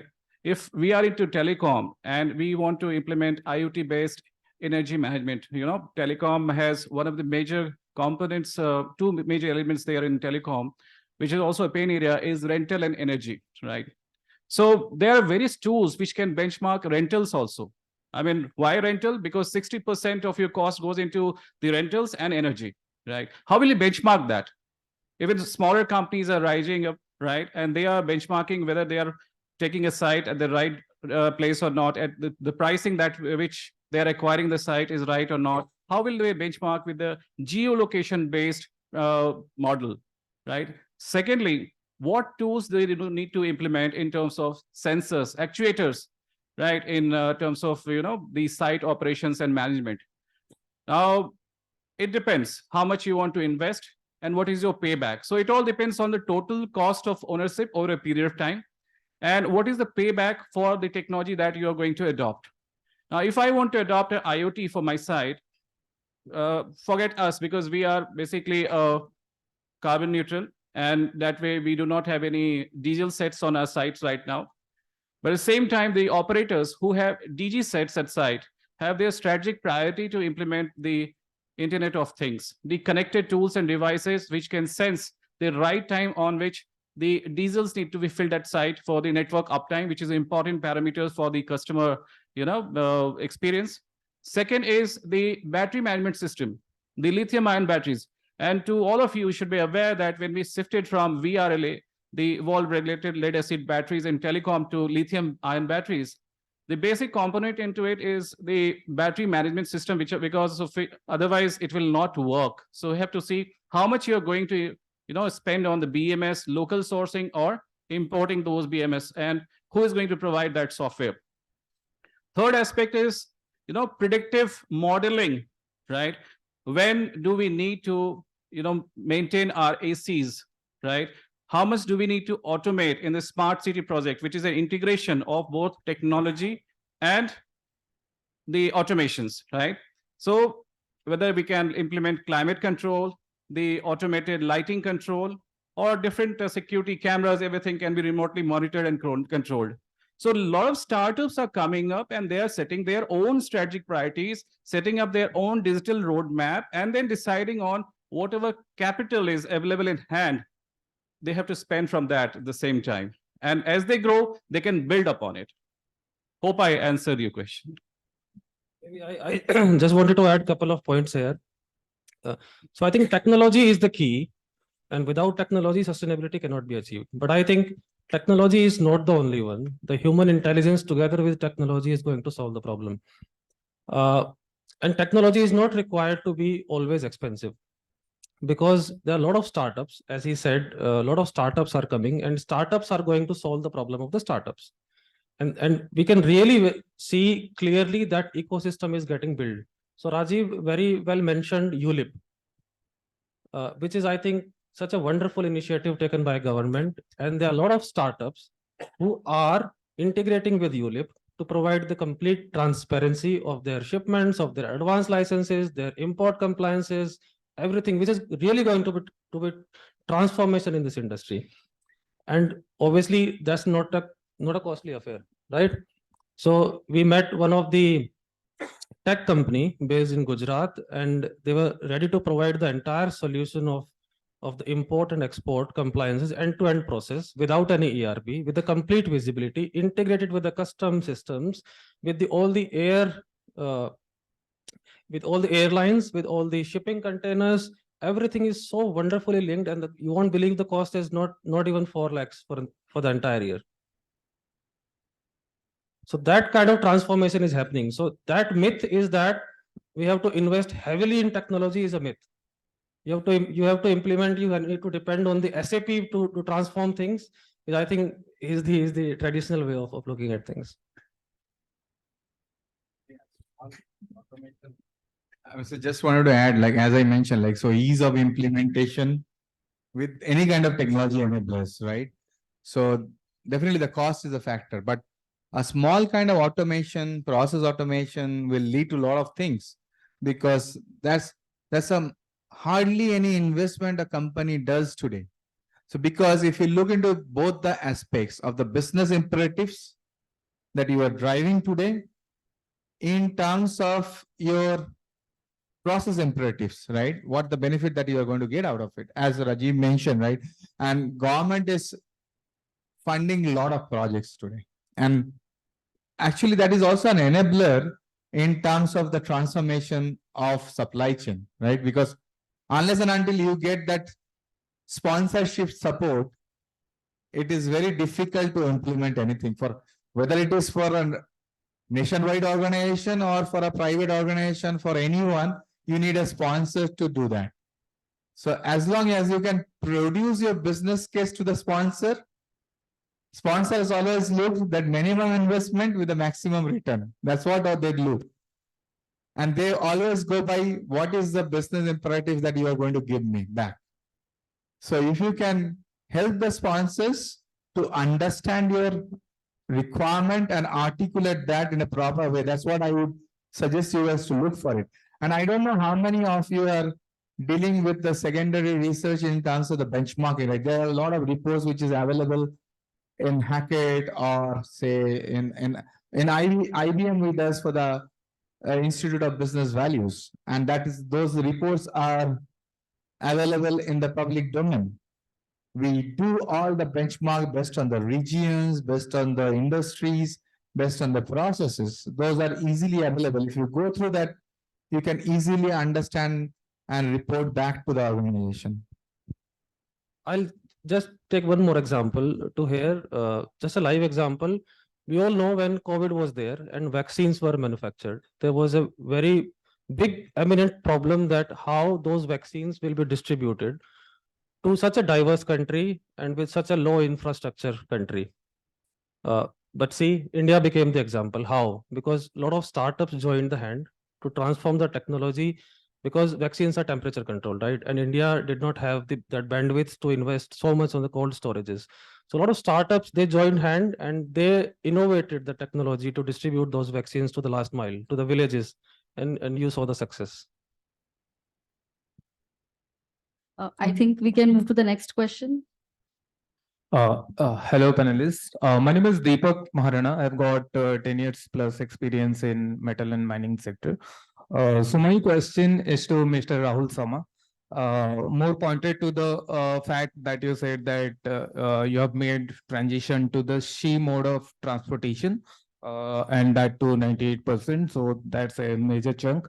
So my point is just a one layer deep, like how you come up with this particular goal of switching to transport, given that there are a lot many business challenges, as I understand, from the this medicine or drugs domain. So as you rightly said, the useful life of the medicine gets shortened by 1 to 1.5 months. There are geopolitical challenges, and also it's a very urgent need sort of material. So you are losing on that front as well.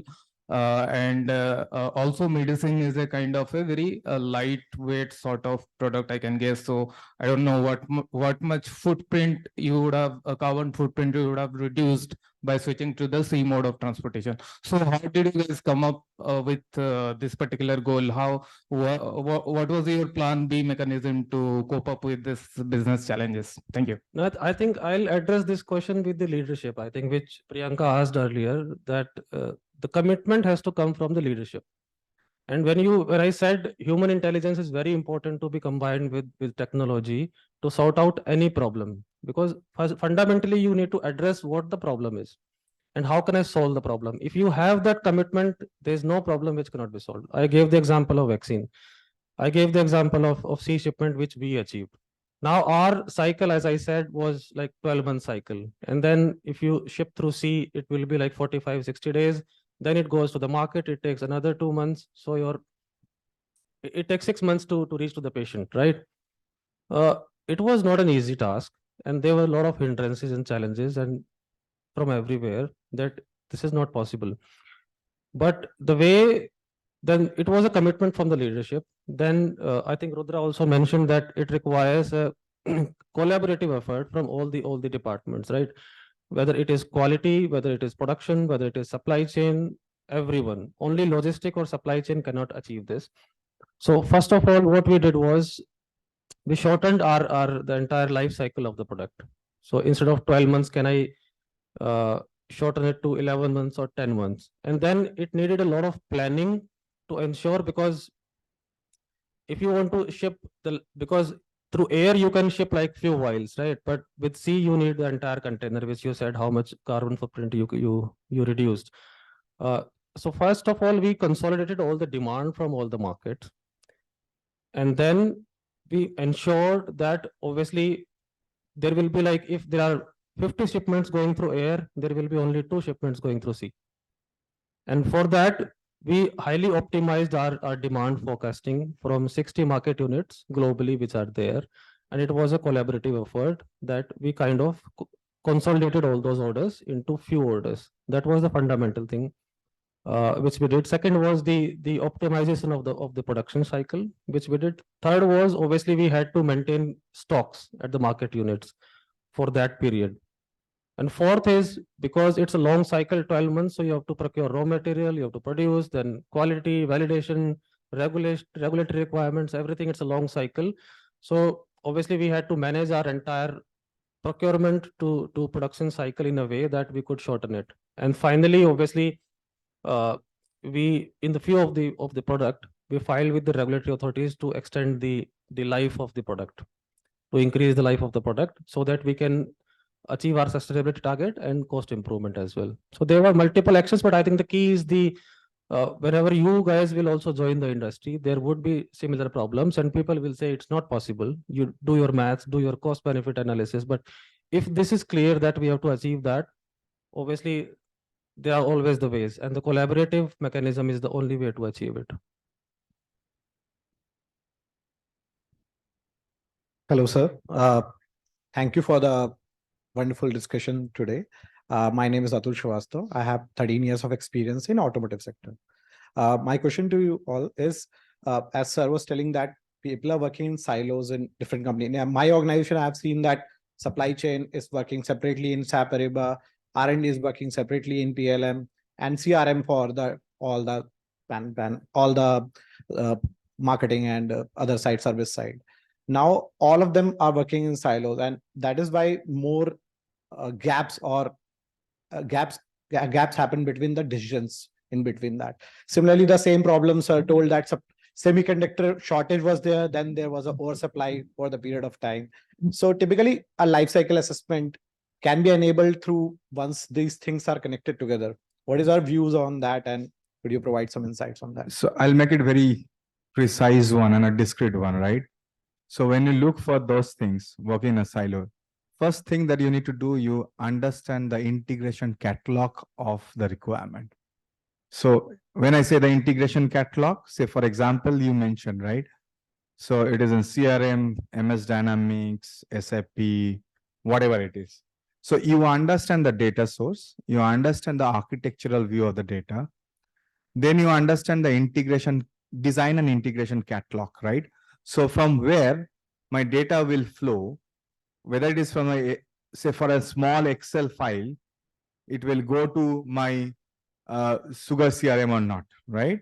It will, from Sugar CRM, it will go to my cloud or not. So please understand and design an integration catalog between those data points. That's the first thing you need to do, right? I'm just sharing my experience, how we design those perspectives, because that helps. And unless and until you share that with the stakeholder of that particular data, because he or she might not understand the requirement properly unless and until you present that, yes, I need this data because, and I can integrate that to something, because he is the man who is doing a lot of things in the technology perspective, right?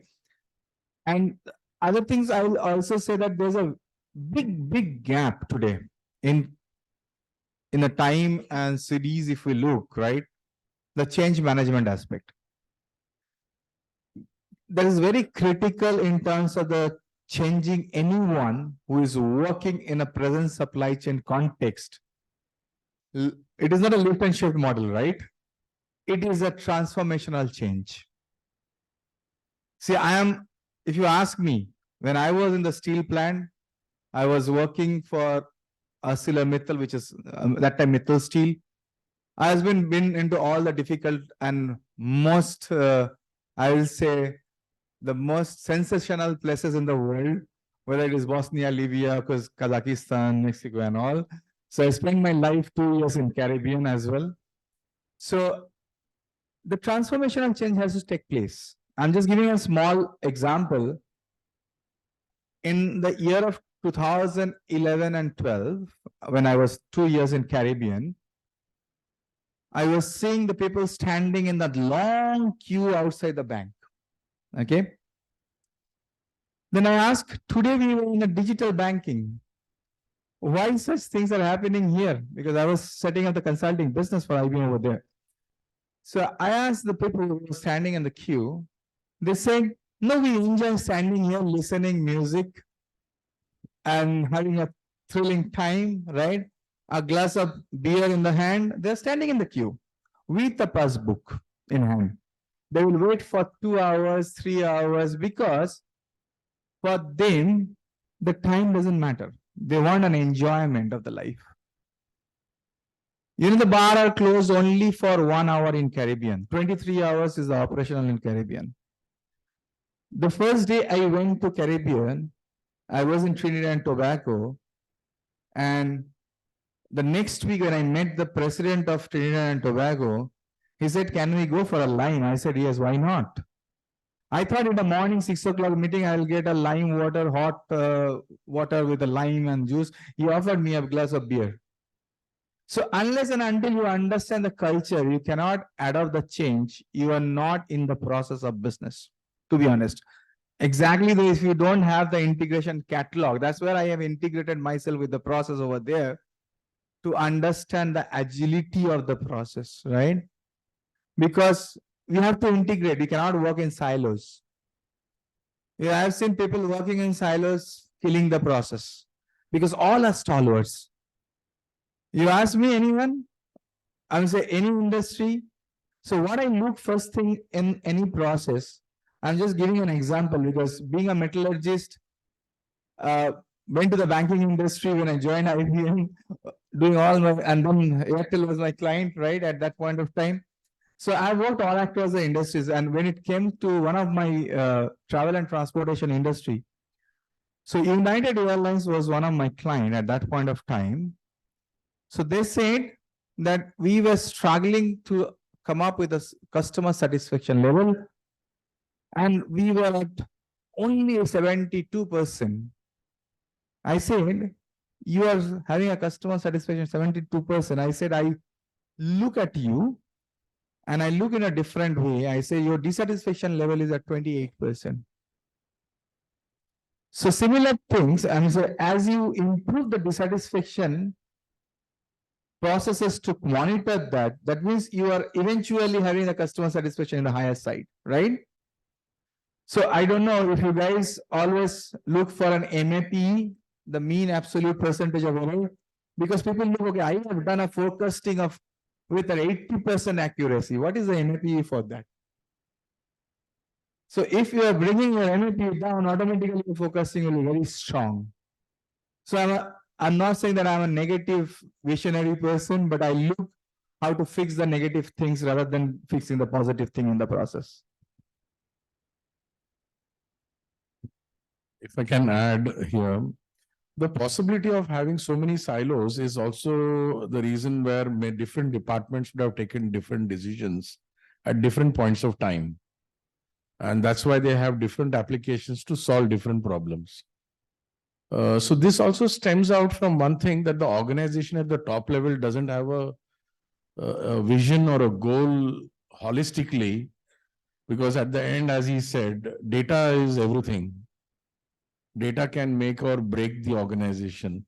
So if we have to have a very strong analytics, predictive analytics, all these silos have to be connected to each other through integration, whatever the solution be. And that has to be driven from the very top, so that, you know, you have this bridge across silos.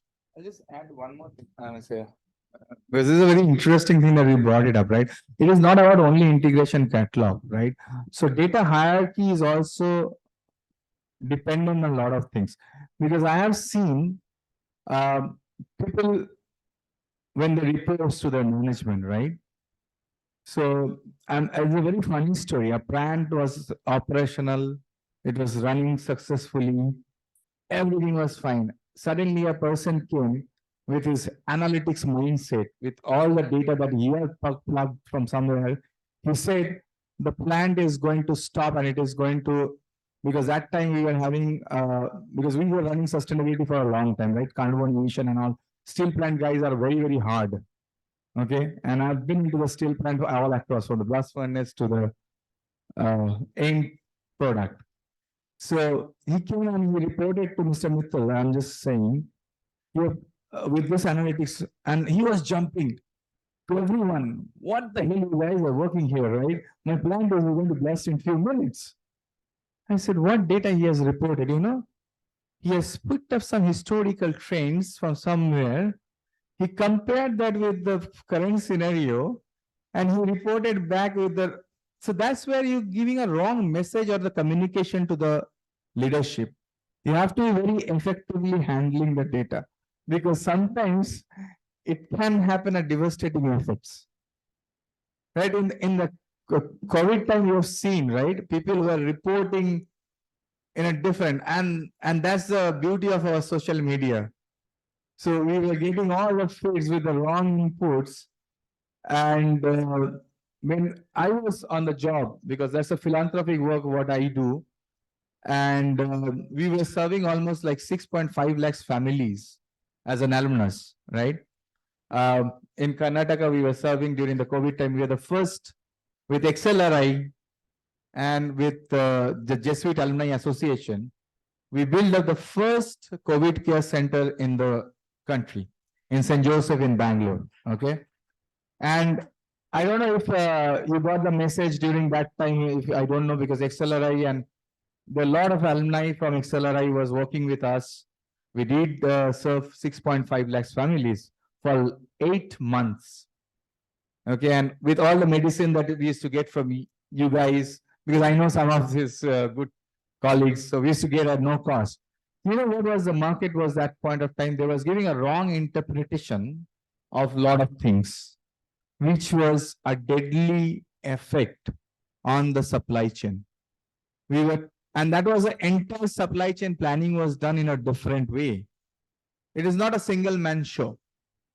We were sourcing things, we were planning it out, then we were delivering to the destination at port in the different ways, right? So it is port to port or a port to destination kind of scenario where you have various touch points, right? And that touch points has to be really, really effectively managed with an integrated supply chain planning. That's what I can say. Is a continuous integrated supply chain planning has to bring it up. Let me ask you a straight question. After passing out from XLRI, would you like to be a supply chain leader working in silos? Absolutely. You answered yourself. So it's also a leadership. How do you drive it? Through your own leadership, your own persona. You want to work in silos, or you want to, work in a collaborative way, right from design inception to sourcing to deliveries, right? It all depends on your leadership. With this, we come to the end of this panel discussion. I have some points which are my key takeaways from this discussion. The first one is Rajiv sir mentioned about reporting as a backbone. The second key takeaway is T1 should be prioritized above L1. Rudra sir mentioned dash over shash, and Amit sir mentioned about understanding the roadmap of technology. And Srinivas sir emphasized on data is everything. So it was an honor to moderate this panel discussion. And I would now like to hand over to our hosts. And may I have a huge round of applause for the panel.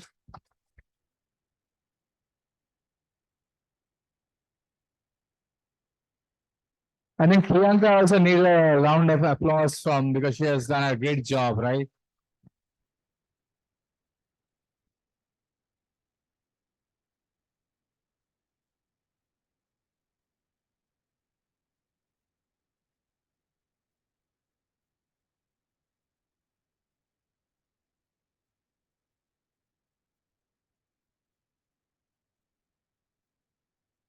we would like to extend our sincerest gratitude for your invaluable contributions and insights shared during today's discussion on supply chain intelligence, redefining sustainability through advanced analytics. We are thankful for your time, expertise, and commitment to driving positive change in the field of supply chain management. In appreciation for your valuable contribution, we would like to express our gratitude by presenting you with a small gift to remember your time with us here. I'd request Shonu sir to present our guests with the mementos as we call upon them. Mr. Rajiv Kumar Tukral, board member, strategy and growth advisor at multiple organizations.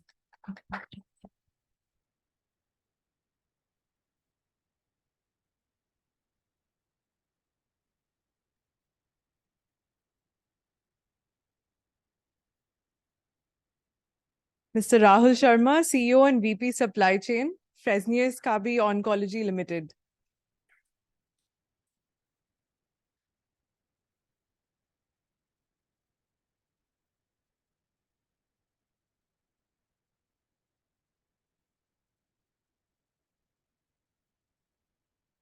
Mr. Amit Raman Jha, Chief Supply Chain Officer, Crest Digital Private Limited.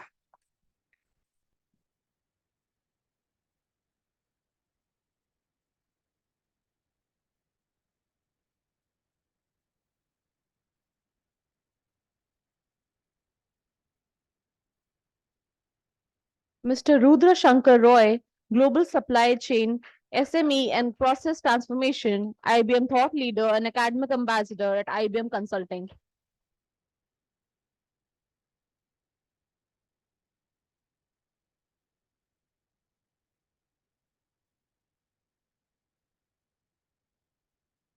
Mr. Srinivas Kumar, Director at Templegate Technologies and Services Private Limited.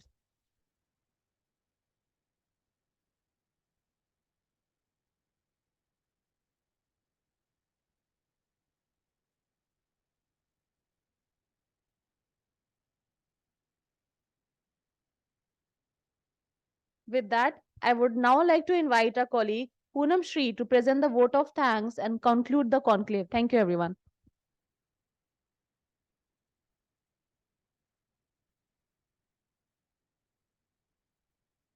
Thank you, Mehak. I'm going to keep this very short, but it's very important for me to thank a couple of people here.